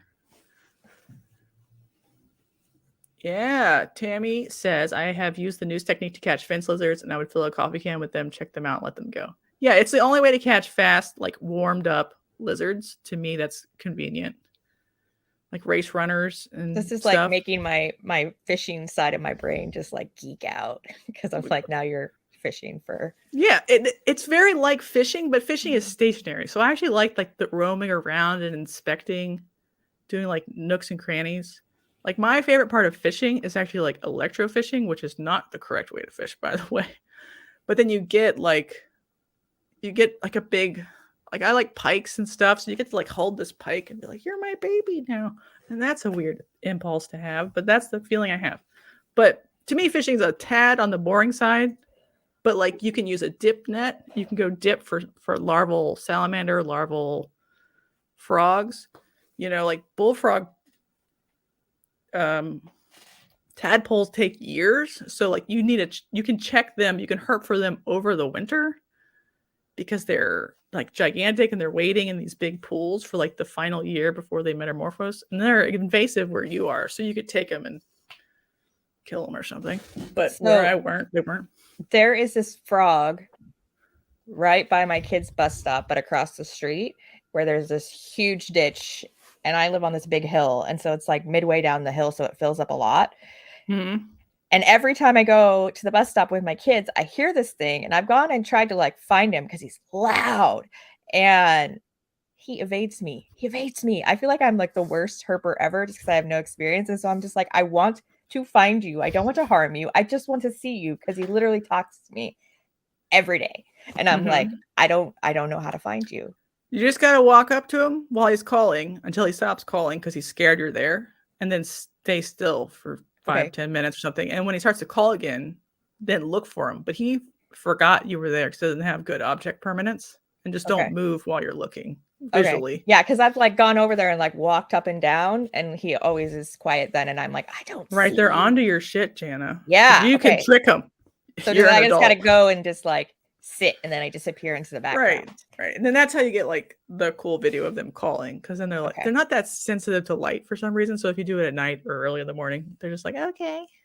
They just don't like the stepping part. Yeah, it's like right when the sun's coming up is when they go with the bus, and like when they get off the bus, the sun is going down. So yeah, I'm gonna try that. I'll update you guys next week, see if I freaking saw this. Yeah, it's fun and it's free, Jana. Free. Take a chair. It's like on the side of a really busy street, and so I have to walk the street to get to the mailbox collection for like all the other houses on my road, and they're always like, I'm over there like looking in the ditch, and they're just like, what is this lady doing? And they'll like honk and like go around me and stuff. And I'm not even in the street. The police have stopped me while not in my car, but while I was in a ditch like 3 times. And they're like, "What are you doing?" Okay, well, I'll just like, I'm not care. For frogs. Morning, Bree. They're fine. They think it's fun. Yeah.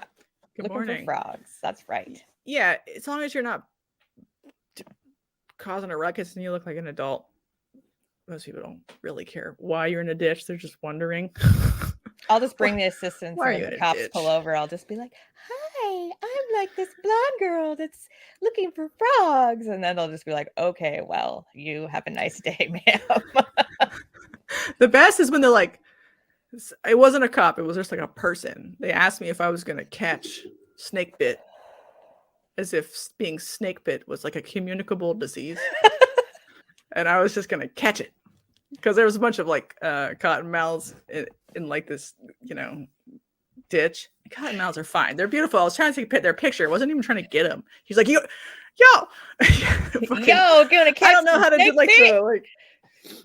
Right. It was in the Outer Banks, so it's not like the fucking country accent. It was more like the whatever down east accent. I don't know what that is. It's a different kind of thing. Somebody should replicate that. And I'm like, nah, I'm fine. Thank you. Get the fuck out of here. I'm an adult too. Woo! Obviously walking. You can walk wherever to look to.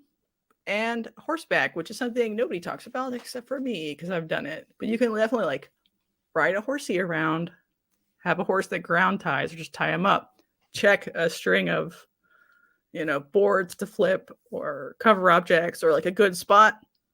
And then jump back on the horsey and go to the next one. Because sometimes you're just doing walking for like walking sake. It's actually really fun. People need to bring it back as the next big way to herp. Trail riding and herping. On a horse. Yeah. And you put a little snack in your little saddlebag and you're like, let's go, motherfucker. Let's go all day long. Take your kids too. And then obviously you can camp, which is its own sort of like other thing, but you don't have to, especially if you have like, I don't know, special needs or your back hurts or you're old. I'm getting old. Oh, my bad. And then last point, biosecurity. I have seen chytrid die-offs in the wild and they're not pretty. So bleach your boots, bleach your hooks, bleach your little dip nets if you're checking for little baby frogs or whatever. And don't come home and walk right into your reptile room. Right. So you're preserving your own animals. You're also preserving like the next location you go to. And this is also true for like snake fungal disease, which is a problem in different places. Just sanitize your equipment between sites. And most of the time it's like fishermen who don't give a fuck. That's why it's always like a heavy fishing reservoir or something that'll have a chytrid outbreak because they don't pay attention. But you don't want to go touch a cool rare salamander and then touch the next one. That's it. That's how to herp and why you should herp, because it's good for your brain, it's good for your family's brain, it's good for your dog's brain, it's good for your friends, and it doesn't cost money and everybody can do it. So why wouldn't you? Question. Yes. Regarding biosecurity. So obviously there's some diseases that sanitizer does not help with, but you're out herping and you're trying to be conscientious of biosecurity. How would you recommend traveling with the way to properly sanitize your hands and equipment? Like between animals at the same location? Correct. I probably wouldn't. I'd probably just wear gloves. Okay. You're so rarely, I mean, if an animal looks diseased, I wouldn't touch it anyway. Okay. Right. But you're so rarely interacting with animals in some locations, like a snake. Like you're lucky if you get a couple large body snake in an 8-hour day. Yeah, it's like fishing. It's the joy of doing it, not right. And the excitement of it. And the excitement of like getting it once you get it, and then you can make up stories about how big it was to all your friends. Once caught a fish this big. That's why I wouldn't worry too much like between sites, because there's already like a non-hygienic situation anyway, like among sites, but like between different sites. Okay. It's what I'd be more worried about. So I don't carry around hand scissors. I do carry around gloves. Like if I want to hold a salamander, like sterile gloves. Also bring like your Right in the Rain notebook and your GPS for personal use. So you can take GPS coordinates if your phone goes out, because usually those will hit satellites even your phone doesn't get, because the satellites just need to be above you. You don't have to be like in line with a phone tower. Right. And if you have kids and they're technology whores and you're needing to get them outside, they also can have like little field herping journals that they can sketch in, and they can write like where they found it and have a picture that you can like print out and paste on there later. Like I mean, there's just really like so much good happy chemicals for everyone's brain. Everybody. And my favorite, and this is dumb, but like I do like foraging. So like you find pawpaws, you find like wild apples. I've found like the best wineberry spots. And so like while herping, and then I can go back when wineberries are in season and just like rake them in. Blueberries. Did you know dogs will eat blueberries if you show them that blueberries are on bushes? You can like, it becomes like such a human being experience in every way. Getting morels and ramps and going home and making an omelet. I don't know. Like everything about it is awesome. It's just, you just have to go do it. It's not even any work or money. Just go do it, everybody, please. So if you're new to herping, you said a field guide, but also like if you find something and you don't happen to have a field guide, is there a good place to help you identify things even after the fact? Like if you get a picture of it or whatever.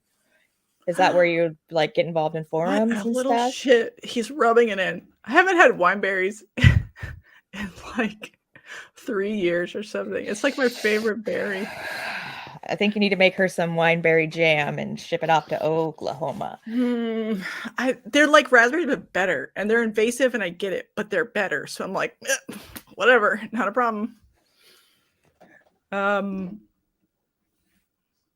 There's a lot of groups, like What Is This Snake group on Facebook, which obviously I hate Facebook, but they're actually like pretty good. So you're like, take a picture and be like, I think it's X species or whatever. They're like, yeah, it's X species, non-venomous. It's okay to push it out of the way. They're mostly there for like emergency situations in people's yards.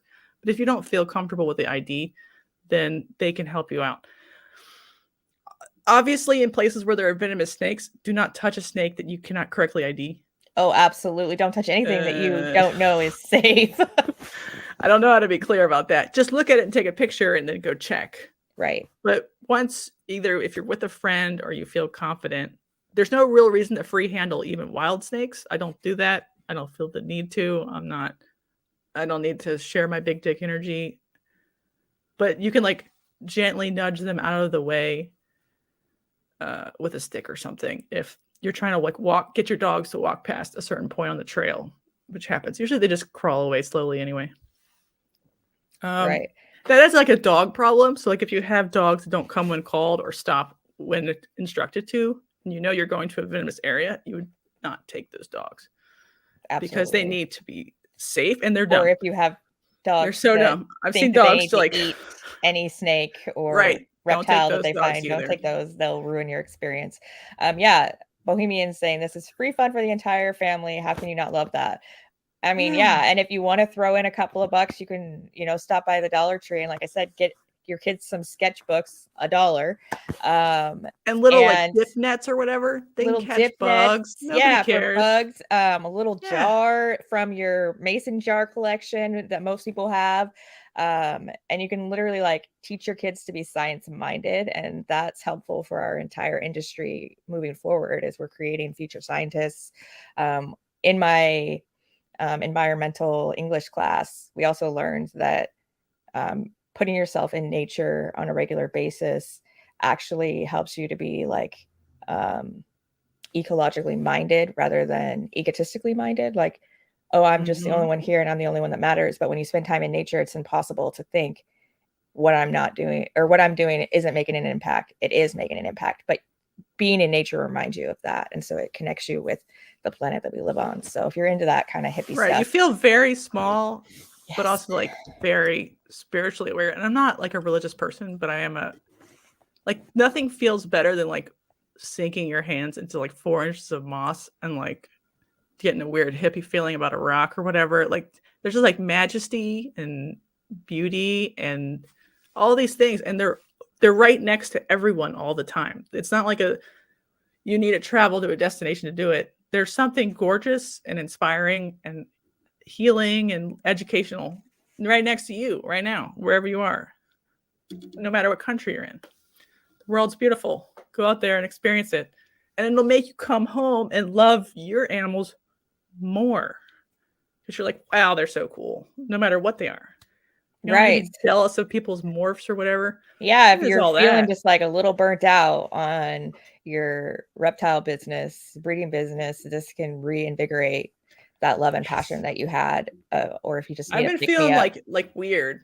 So I've been like sniffing the wind. I'm like, a lot of us are feeling just a little bit beat up right now in the industry. And this could just get you feeling right as rain again. I've been hungry. And I saw these little cranesbill, which is like a wildflower, like blooming in front of the like where we go to drop off the kid in front of like the guard gate.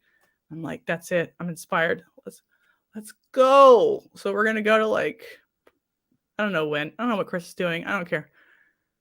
Like we have state parks nearby that are big and gorgeous and they have wildflowers, and we're just gonna go. And who cares what happens? If we see reptiles, great. That's a good goal. But it's more about being happy, trying to be happy, striving for that. So what is a morels? You guys are talking about in the comments, and you mentioned them earlier. It's a wild mushroom that's edible and doesn't kill you or get you high or whatever. And it's just like a white trash redneck thing to be like into morels, but they're actually bougie now because they're expensive. I know a lot of people in this area that mushroom hunt. Yeah, you have morels too. I had morels in my backyard. I normally just hear about like centrels and stuff. I just didn't know that was a mushroom. Yes, but you can do it. You can eat them, and it's just, I don't know. There's something about like this. You went out, you were doing stuff, you were looking. It's like the primitive, like human condition to like forage and look and travel and find something and bring it home and eat it. So like, it's to me, like really satisfying. It's like shopping, but better for you. Like you're not hunting for a good deal. You're literally looking for food in the forest the way you're supposed to. Yeah, your hunter-gatherer brain gets excited. Yeah, my the kids whole love thing to is go like and like pick fired. blackberries from the wild, and they see them in the marketplace or at the grocery store or the little farmers markets, and they're just like, bitch, please, I'll go forage my own. Yeah, and even if you don't have anything to forage, like having your kids have a target, like give them they're like, please go pick a special rock or something. Like that's actually good for their brain to be like, okay, we're on a journey. It motivates them. Like, we're going to pick a special rock. We're going to bring it home and paint it or put it in our collection or whatever.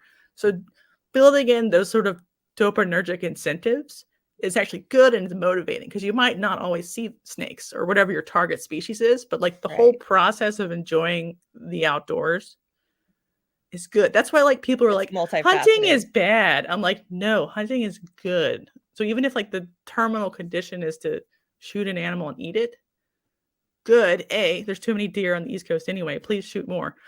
But B, it's the same thing. It's like being in nature, being in quiet, hearing yourself breathe and think, and being in awe, and taking pictures and interacting with other animals and traveling and do it.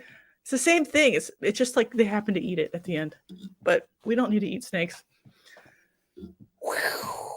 Jana, any more questions? I tried to convince everyone of all the benefits. I don't know if I did. I mean, I'm packing my bag right now. And right going now. Jana's going to be riding a wolf tonight.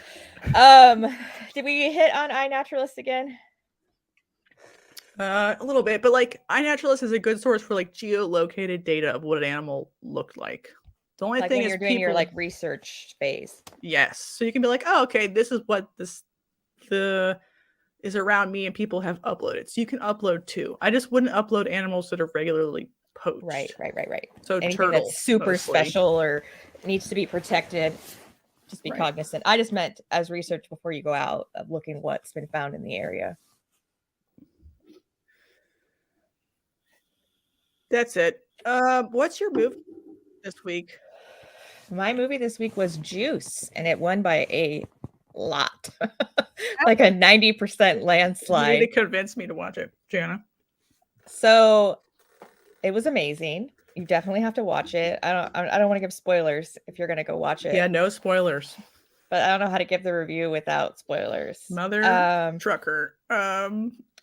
So I'll try. Okay, so I have said before that I grew up real sheltered in a very rural area, a very white area, very little of any other cultures or ethnicities or exposure to any of that.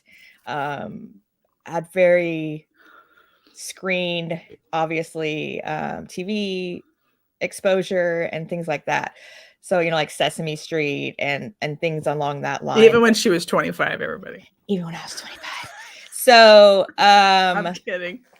Very, very little real life experience or like street smarts or anything like that. With people of different cultural backgrounds. Is that what you're saying? Yes. Okay. Or like inner city experiences, you just what Hollywood portrays basically is, and what I partook of in the Hollywood portrayals was very limited as well. So I just had no knowledge or understanding of that kind of thing when I was growing up or as a teenager. And so you're watching this movie and it's these 4 kids in, I believe, high school, just doing their thing. And the whole first half of the movie, I'm just like, damn, I missed out on a lot of fun in high school.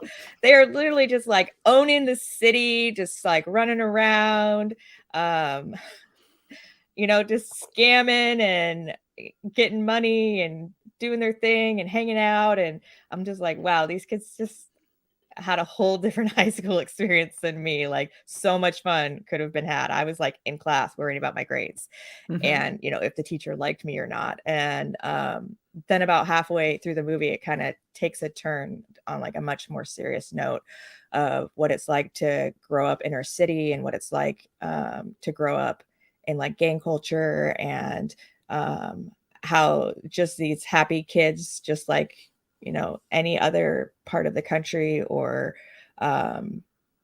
non-city parts of the country, they are just like the other kids. But in the inner city, they have all these other elements that they're facing, and how just good, happy kids, how shit can go wrong super fast. And so I think it's trying to talk about gun violence and gang violence and the realities that these kids are facing, and how, they're not growing up wanting to kill the world, or not growing up wanting to be drug addicts and other things like they get stereotyped, I think, in the media a lot.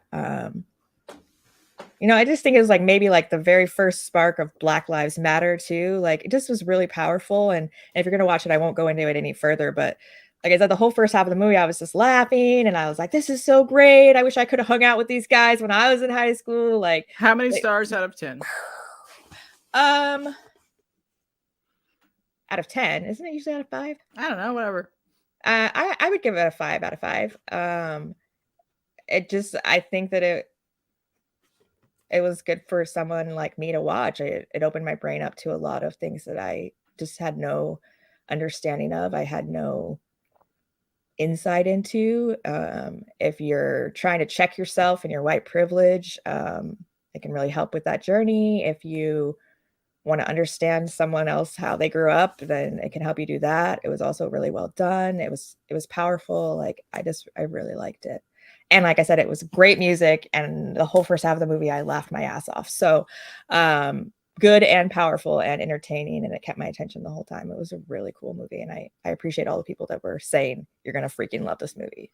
High praise from Jana, 5 out of 5 stars. Everybody check it out. Yeah, if you haven't seen it, it's definitely worth the watch. Most people probably have a better understanding of what they're watching, but for me, it was pretty good information for my very cultured or very sheltered brain for reference points and what other people are going through. I really appreciated it. All right, Jana, do you know we have a second sponsor spot? A second sponsor spot. Tell me about our other sponsors, Jana. Can you do that? No, just kidding.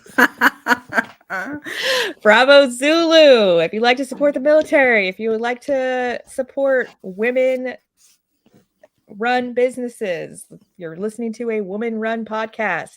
So it's exciting to have a female of the military who is also doing a female run business. So if you want to support those kinds of things, she's also a full-time college student. Reach out to her, see what projects she's working on, see what she has available. We just need to always support those kind of people when we have the opportunity. So Bravo Zulu, really cool lady. She also mods a group on Facebook for women.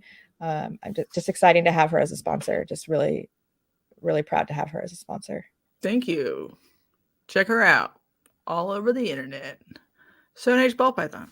Stoneage ball pythons. He is local to us. He is actually viral on Instagram. I know, it's crazy. It's super crazy. I don't know, like 100K followers or something crazy. 149K. What? Anyway, he has just recently started a ball python only because his Instagram went completely viral. And so now he does a lot of viral videos and other things for fun, just to learn more about the algorithm and other things. So if you have questions about Instagram algorithms, or you want to talk snakes and rats with somebody, Justin is an awesome person to talk to. I know he's done several videos about how to get your subscriber count up authentically, and he has a lot of knowledge when it comes to social media, especially since the last year he spent just like really deep diving, and obviously it's working if he has 149K. But he just started a new Instagram for his snake only business, so if you aren't following that, make sure you are. That's what his giveaway was last week, is trying to get his snake people moved over to his other one so that we can get his in-depth snake content besides all his viral videos. But very knowledgeable, very nice guy, very ethical guy. Like I said, there's people out here in the Pacific Northwest that are doing big things, and you're going to see their names more often. And so thank you to the locals who are supporting us, and check out Justin if you have questions for social media. He's your guy. Last one. He was here last week. And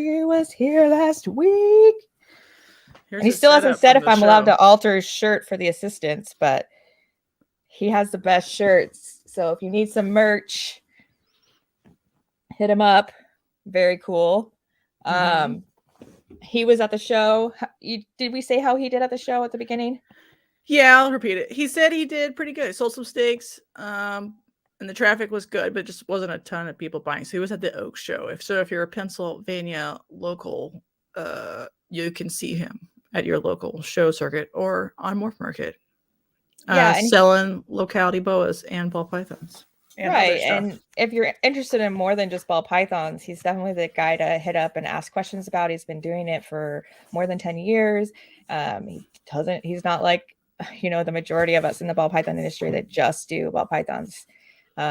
He's into bull snakes, he's into boas, he's into pine snakes, he's into just so many different things. He's also into wineberries. So like wineberries. I mean, I'm sold.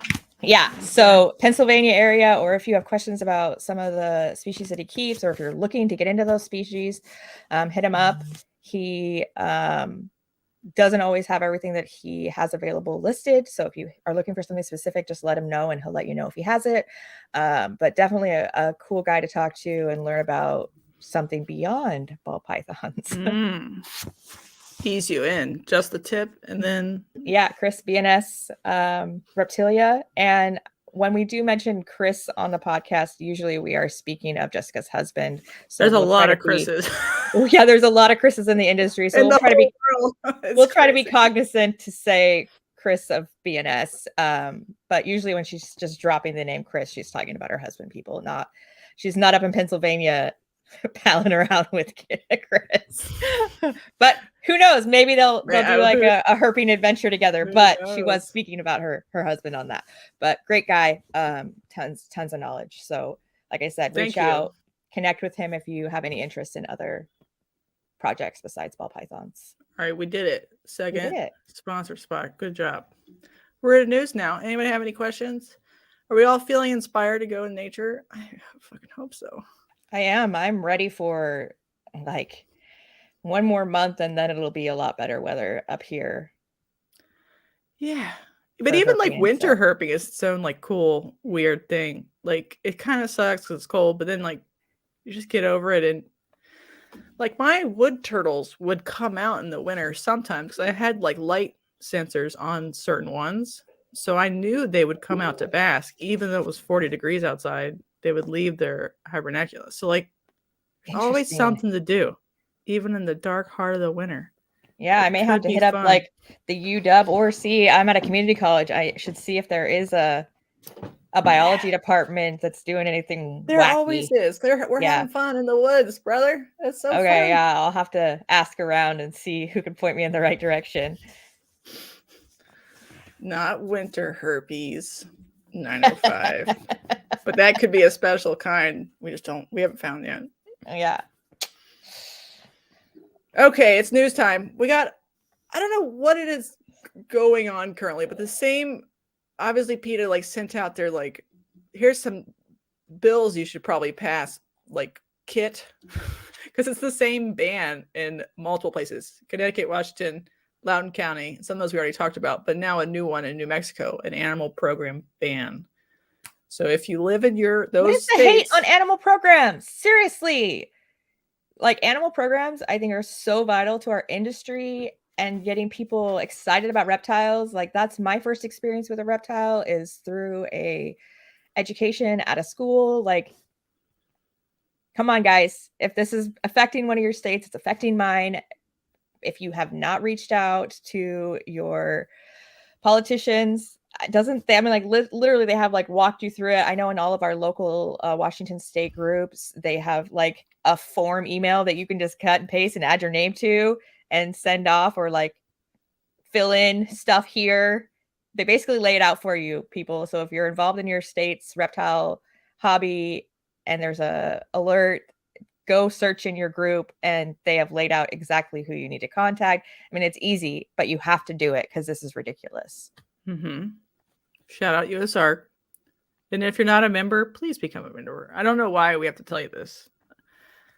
Maybe I should just like charge the cost of a membership and like put it in the cost of the snake, because it doesn't cost that much. But then they might already be a member, because our member numbers are like rookie numbers. We got to get those up.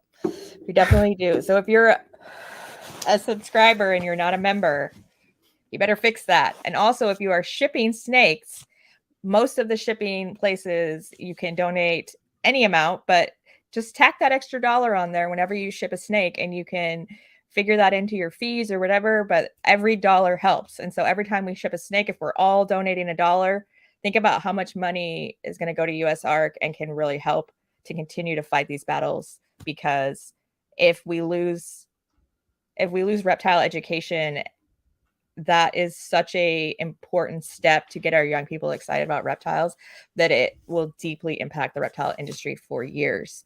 So even if we can still keep and sell and breed, if we're not getting the kids excited, the next generation excited, then what are we doing? You know, it's the first step of really knocking our industry out.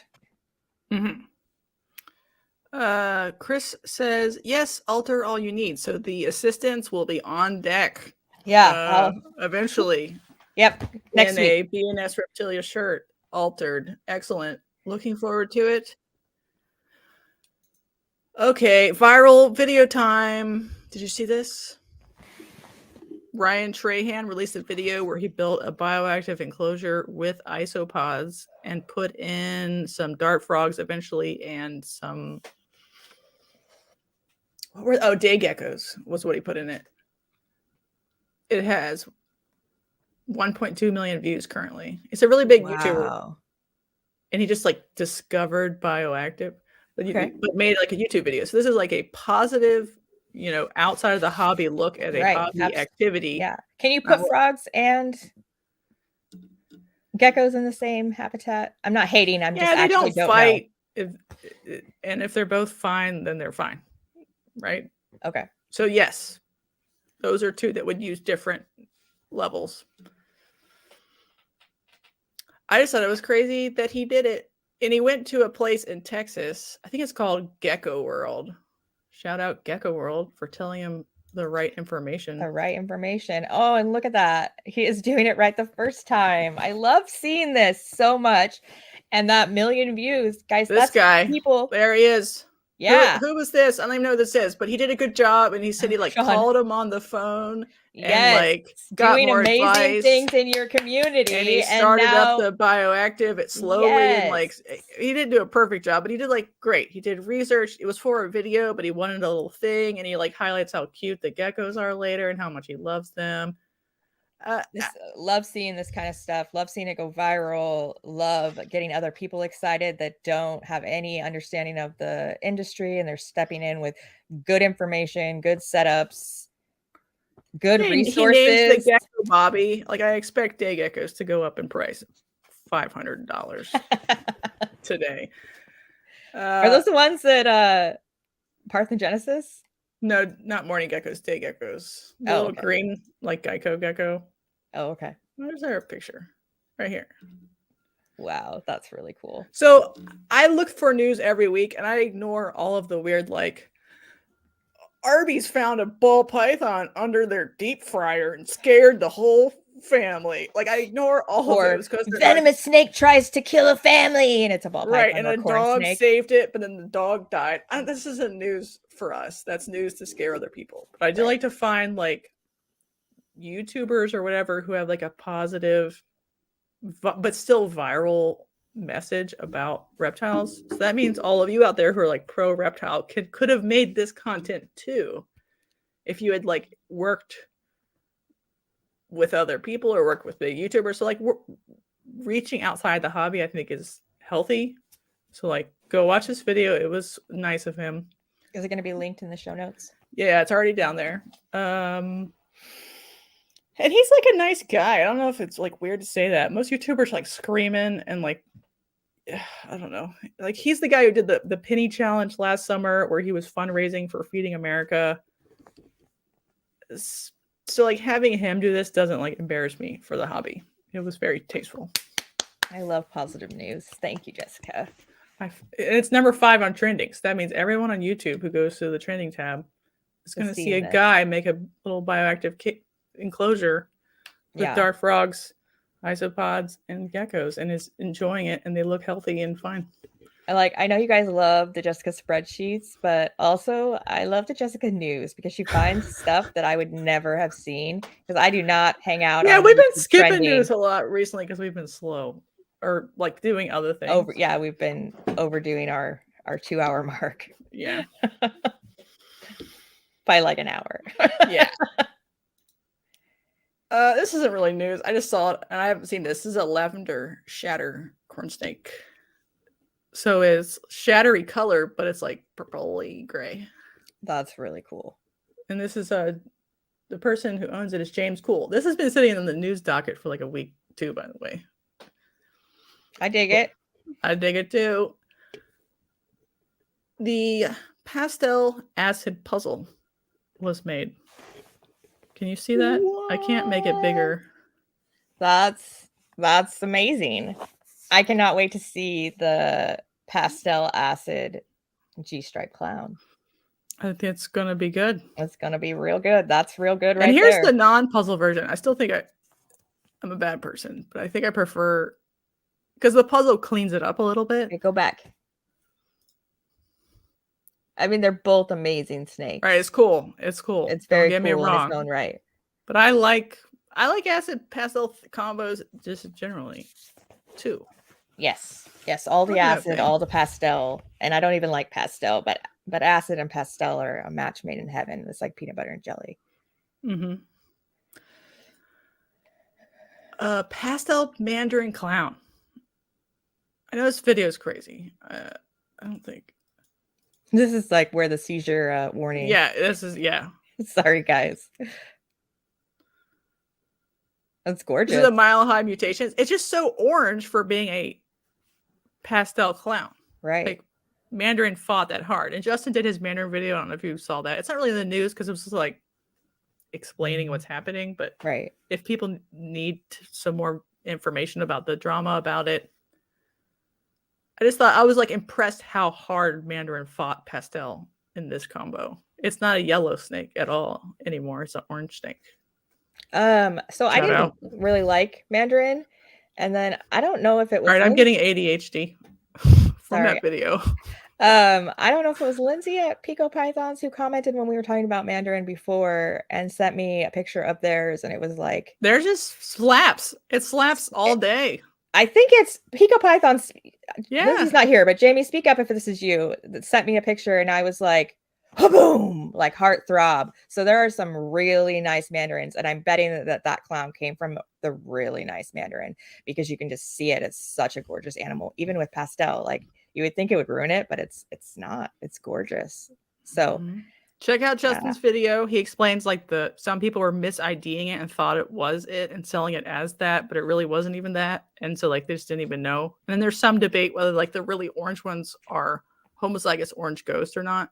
And they're not actually the super. Check out all that in Justin's video. It's not in the show notes. I assumed everyone watched it. That was last Friday's video. So it was Pico Pythons that has that slapping Mandarin. Yeah. I told her, I was like, don't put Desert Ghost in that. I'm going to slap it. Yeah. I mean, Mandarin was not on my list in any stretch of the imagination, but it definitely has made the future list, not this season, but maybe next, that I'll be adding it for Kiki and Pied Clown. So very cool. Also, we've got some like bots in the messages. That means we've arrived. Made it. Yeah. If you want singles near you, you actually have to go to the woods and get some berries. That's actually how you find them. All right. The Fire Leopard DG G-Stripe Crypton.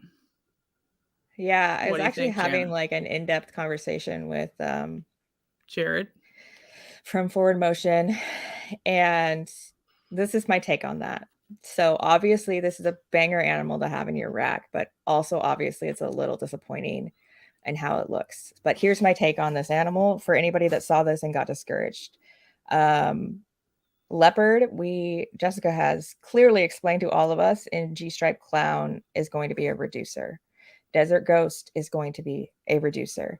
And also we have posited that a lot of Canova clowns have blade. He does not, I don't think he marks for blade. He just doesn't count it as like a gene or anything. And so I feel like some of the stuff we're seeing from Canova, because he is pretty advanced into this project, that a lot of the listeners are also in the G-Stripe Clown Desert Ghost / Enhancer, whatever line you're working with.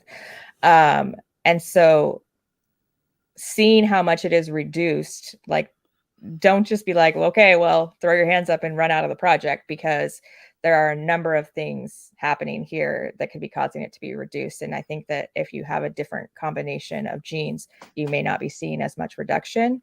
Yeah, I blame fire mostly. Obviously, and also, fire is also a like reducer. If this didn't have fire, I think it would be strong enough to maybe have circles on the side. Right. Like, to me. I don't know. That's my guess. If it just didn't hit fire. Yeah, like if I had this in my rack, I wouldn't be like, oh, I hate it, I'm going to sell it. I would definitely, it would be a holdback. And it's an incredible animal to hit. It's the first that we've seen. But just bear in mind that we've talked a lot about this in our G-stripe clown episode. Polygenics matter. And so that's why I am trying to get really busy clowns, really busy G-stripes, high patterns, so that we can see a busier result when we get there, especially if you're going to be throwing in Desert Ghost or Enhancer, because it's working against you on the busyness and the amount of pattern that we're seeing. And so huge congratulations for hitting this. It's an incredible animal, but don't just get discouraged, those of you who are wanting to see more pattern, because this is like a 4-shot against it at reducing. And so there are definitely other combinations that are going to do more justice, or other polygenics that we can work into this to do more with. But in general, it's exciting. Brother. It's exciting to see.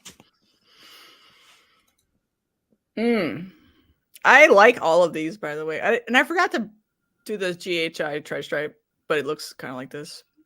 I like these. Jana, the leopard tri-stripe as a platform. I love it. It's sexy. I mean, you can see that it's tri-stripe in the tail.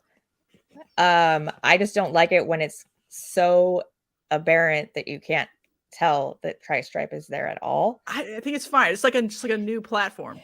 It's like I know. You're like, any change is good and is a place to jump off. This was awesome. So it's just, I don't know if I actually agree that it has Enchi in it. Maybe it does, but we'll see. But definitely fire. So like that combo has made like a different thing. Another thing. This is a different thing. 10 out of 10. It's absolutely gorgeous. Yes. Will marry the snake one day. See, you don't need an ARS rack. You need this. I do though. She does. She does, people. She has way too many effing snakes. I'm trying to get my corn snakes in the ARS, which sounds stupid to like put a corn snake in an ARS, but I want it to be like. Don't you usually have them in your visions? Yeah, but I hate them. So like, I just want to give them all like a bowl, water bowl, and hides and stuff. Their lives would be better. Definitely the rack systems, the metal rack systems. Okay, I'm gonna. It's not blowing people's minds because we've been talking about it on Facebook for a couple weeks now. It is the question.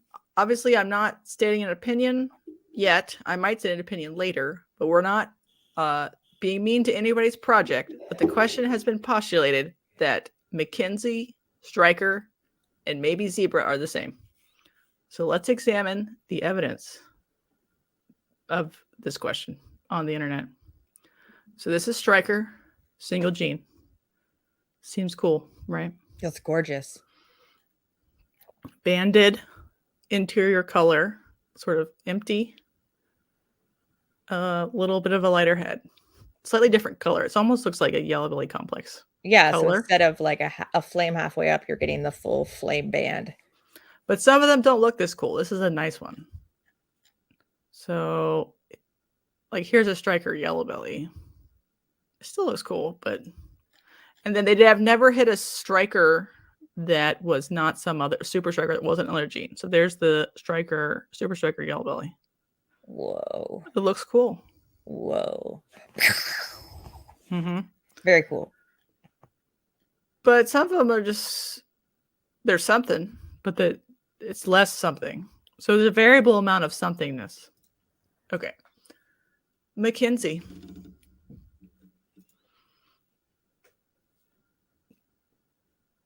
What do you think? It's vertical banding. Some of them have like this is terrible photographs, by the way. This is like hot. It's hard to find photographs. Single gene, yes. But it has the same thing, but it's not as intense. Price difference, large. But look at that Super Mackenzie, Jana. All right. No yellow belly in it. Better picture. Okay. Hmm? And it's not yellow belly or the fire complex, neither of those? No. Okay. The question is, are these three the same gene? The same or no? I knew the question. I was just asking further information, like right, because they've made a super striker yellow belly, and there's lots of McKenzie yellow belly combos on Morph Market. You just don't see the super very much. Okay. I think this is deeply suspicious. The super, not the same because it says yellow belly in it, but suspicious. Don't be suspicious. Don't be suspicious. Okay, zebra. It's listed as a recessive. Does this look like a het to you?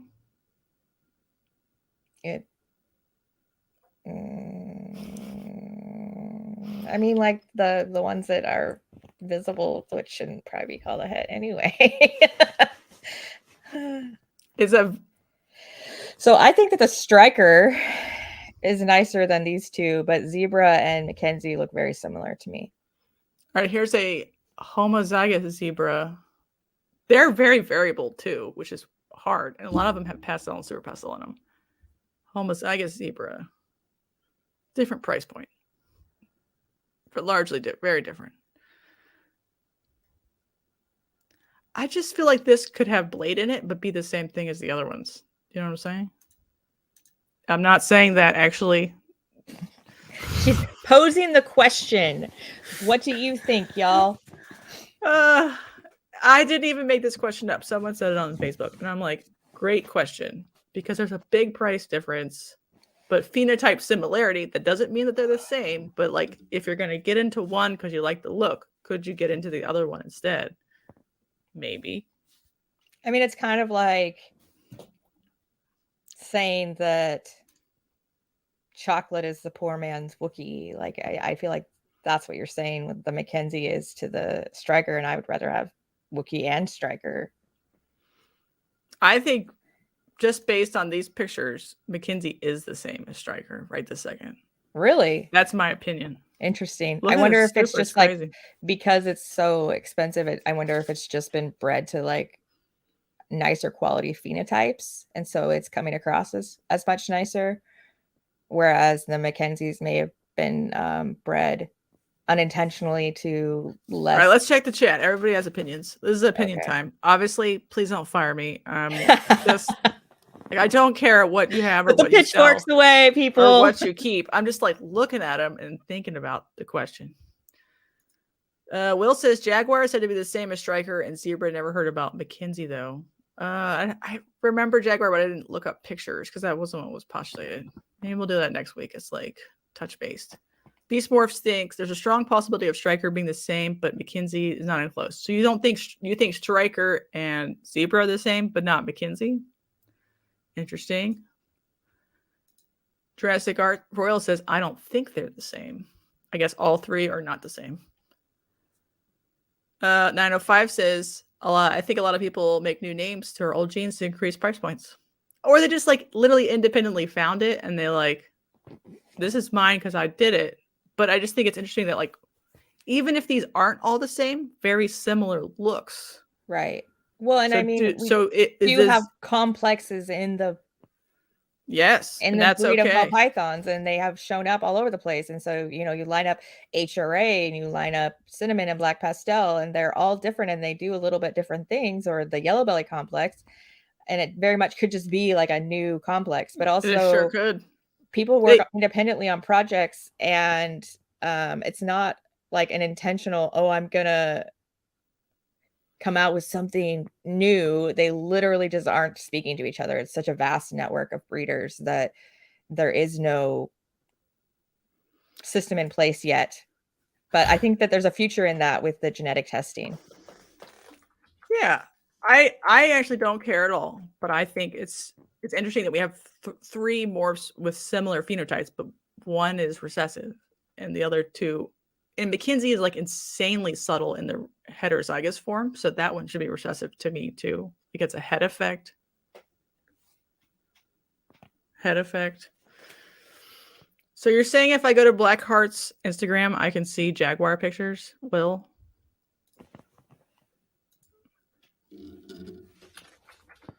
Jana, talk to the people while I look for it. Will says that Striker and Zebra are pretty damn similar, except Striker single genes look much better than Zebra hets. So that makes him wonder. Yeah, I think out of all the ones you showed us, the Striker is just like, woo! It looks really good. I think the problem is that those ones might be yellow belly. He just doesn't know it. You know what I mean? Because like, well, the one you showed that was yellow, up. The one that you showed that was yellow belly looked to me like took away from the single gene. So here's a jaguar. See, this looks more like a leopard. That's so much more aberrant, and it also has like darkness in with the flaming, and it's not quite as. Does he have a baby on here? Banded. I don't. Saffron, Canadian morphs. Oh my god. This one. Jaguar het Ultramel. Well, Ultramel changes the color a lot. Yeah, I mean, it's still similar enough, but it looks more aberrant. I just think it'll be interesting to find out. I'm more like intellectually curious than like motivated to like make people feel bad about what they picked. Oh yeah, no, not at all. I think that for sure that it's probably all a similar complex. And I think we'll see more of that. And I know that once we get genetic testing, yeah, that's sexy. Whoa, I can't read it. So you'll have to tell me. Redhead, het red xanthic, het hypo. That's real sexy. Daddy. Like I said, I think as we continue to advance in the genetic testing, I think we're going to learn a lot more about ball pythons and what these genes are really doing. I think we're going to discover additional complexes. And I think that some of the genes that we call separate genes may become one gene, and some that we postulate that are all the same gene, we're going to discover are actually a complex. I think that we're going to find more yellow bellies that aren't yellow belly. I know we have 2 right now, but I think there's more. What do you mean? Like more breaks that make a ivory looking super that are just different. Oh, but okay. It effectively doesn't more matter. That we just don't call right something by itself. Like in goats, there are like a bunch of alleles that make casein A and a bunch of alleles that make casein B and a bunch that don't make either, or like one that doesn't matter. So there's 3 alleles possible to make the exact same phenotype. It's just a different mutation that happened to stick. And so like there might be 5 yellow bellies that make an ivory. It literally doesn't matter, but we'll find out.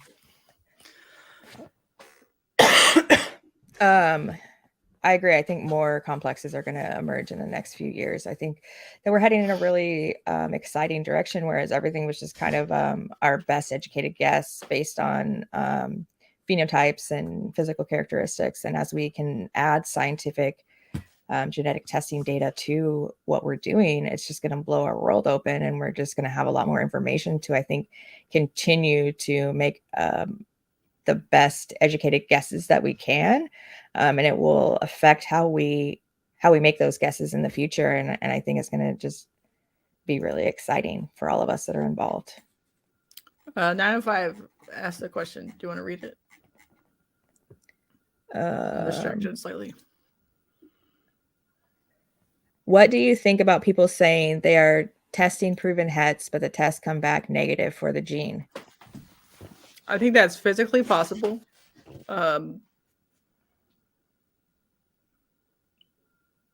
Did they breed them? Testing proven hets, but the test came back negative for the gene. Oh, they're proven. So, yeah, it's physically possible. PCR can fail to detect the gene sometimes, either because that mutation is a different one than what the probe was made for. Like it looks like an albino, but it's a third kind of albino. That can happen. Or the test got mixed up at the lab. Sorry, human failure. It doesn't mean that the tests don't work. It means you might have to double check. They mostly work a lot. High percentage of the time they work. So trust them. If you have a proven animal and you get a test that's negative, reach out to the company and talk to them. I'm sure that they would be willing to discuss what the next steps were.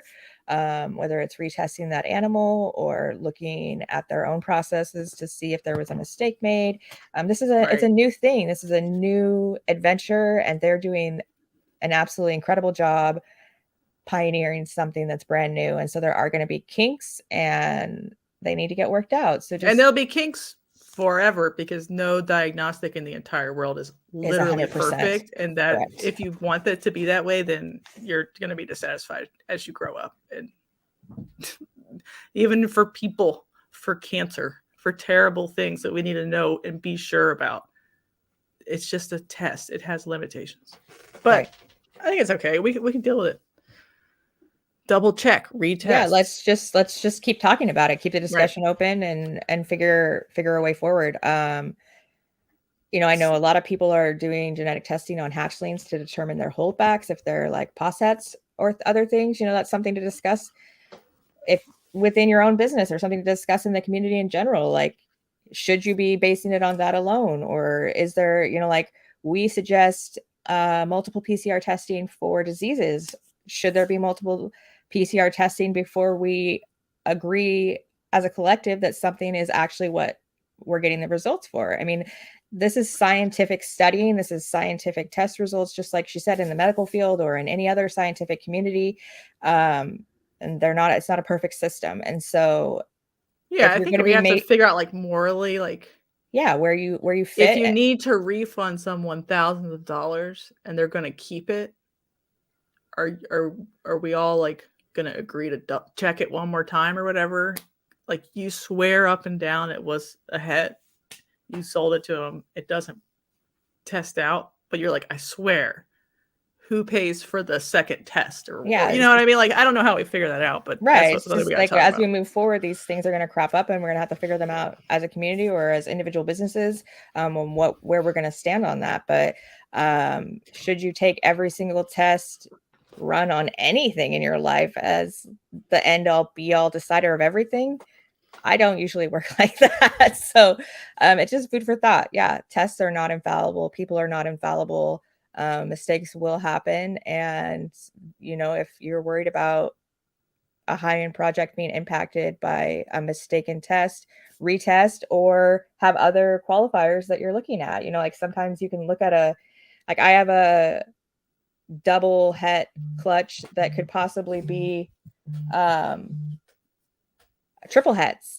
And if you line up the babies all next to each other, they're all normals, and you line them all up next to each other, use your eyes to also see what you can see. And there is, I think it's like a five baby clutch, and it's a 50% het for the third het. And there are two babies that are like glowing, like they have fire or something in them, and there's zero fire in this reading. And so you can look at those and be like, I'm making an educated guess that these might be the ones that are Don't bother sending in a shed for those ones. Just keep them.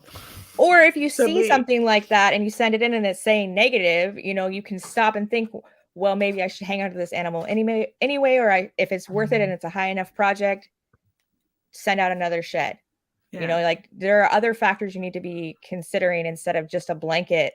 I took this genetic test, so I'm going to sell these hatchlings because they weren't the triple het that I wanted. I do think the hairiest part is like, someone doesn't believe you that it's a het now because they had a negative. And obviously, to me, it's just like, okay, you're weird. Just send it back and I'll refund you and I'll test, just like for a disease test or whatever. But we have to talk about that publicly somewhere, and people decide for themselves how they want to handle it. The next question was, what prices are genetics tests nowadays? Want to do corn snakes from DGB Xotics. They don't have any except for gender for corn snakes. I hope they do it for other stuff soon, but they're busy right now. So what is the base? 65, and then the panel is 120 something or 110. Yeah, I haven't checked it out. Yeah, we talked about it in a previous episode, but the prices are put up. You can either do for one, or you can order for all of the recessives that they have, which is the bigger price. Because obviously, if you want two or more, it's more than the group price. And so you would just order the group, even if those other recessives didn't matter to you. Sorry, Will said something funny. Go ahead. I think acid looks more green and confusion more yellowish in most combos, and static looks like the Goodwill version of the second. Yeah, I'm all into like the great value version of stuff, you know. Got to get that equate. I don't know what it is either, if it's polygenic or not, but to me, acid is always slapped at least a little bit harder every time. I agree. That's why I bought acid instead of confusion. Plus, it's got a kick. Any more questions? Name. It's been a long time. We talked about it. Hopefully, everybody goes outside this weekend. Go herping. Share your herp stories in the comments below. Or go fishing, or go look for rocks, or go find fossils, or go to the beach and look at birds. I don't care. Just go outside. It's so healthy. So if you herp this week and you're going to post it to your Instagram, tag Holdback Rat so we can share any herpes that you got. Except we for the love other being kind. tagged. We love it when you send us messages with pictures or questions or anything like that. Like, please feel free to do that. If you see something that we're doing and you like it, please share and ask your friends to check us out. Like, we want to grow organically. We want to grow with people who are actually going to show up and watch, which it seems like our watch rates and our subscriber rates are pretty similar. But if you guys are helping us out, then we don't have to constantly be like, subscribe, share. You don't have to listen to us go on and on if you guys just do it. And so it really helps us out. Also, if you check out my Instagram post, if you're looking for podcasts to support or watch or to further your knowledge in the industry, there are 500 million of them. And so I just have the first ones that came to mind the other day. Oh my gosh, you got to send that to me. I know. I was like, motherfucker. There is constantly new podcasts. If you have a podcast and I like jumping in and saying hi, but honest to God, y'all are busy out there. I don't think I could physically watch all of your stuff. And I absolutely cannot, but I can give you my subscribe and I can pop in when it's relevant to me. Slap a like on that. Slap a like on that, guys. Let's support our industry. If someone has something to say, let's encourage them to say it, especially if they're doing it in a respectful manner. There's room for everybody to be speaking in this hobby, and we should be supporting them with our subscriberships and our likes. If you have a podcast and I didn't mention you in my post, please comment down below. You can tag me or you can tag your podcast. We will continue to push other podcasts, just like we're asking you to push ours, because I think that this is only positive for the industry. Incline says, share your herps, not your herpes. Yes, please. No, herpes. Sage advice from a real leader on whether or not you have herpes or not. Will, what? I know, this is the most terrible news. Oh no. Okay, so Will from Hella Heat said that he is cutting back on podcasts in 2023. Impossible. And he might have to give away his podcast whore crown. I don't believe it. I don't believe it, Will. You're everywhere. Like, I have to ask you what's happening. Double fisting podcasts. Like, that's what he does sometimes. And like, you're like, I don't know. I can't double fist a podcast. Like one in the headphones and one on the screen or whatever. I cannot watch 3 at one time. I tried it and I think I cried. Right. It's too much. The human brain is not meant for such. I don't know what Will's talking about in the comments. Too many podcasts, just rinse and repeat same things over and over. That's fair. Okay, yeah, that is fair. But I still think that we should be supporting each other. Yeah, I'm not saying most people are 3 hours of your time are happy and having fun with their snakes and lizards and stuff. So that's good. And you might like try something new and really like it. Like when y'all came here and tried us and we're like, this shit's bomb.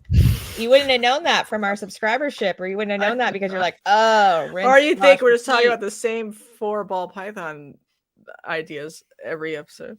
Jana, did you breed ball pythons this week? Yes, I did. Okay. Oh, 3. Right, we're tricking you into going outside. Go outside. Let's go. All right. Goodbye, everybody. Goodbye, but tag us in your herping, but not herpes pictures. No, okay? Not herpes, but herping, yes. Have a wonderful weekend. Let's do this cat picture one more time. I'm so into it. I love his face. He completes me. He's not my son, fluffy, though. All right. Goodbye, everyone. Thank you. I love you. Thank you for joining us.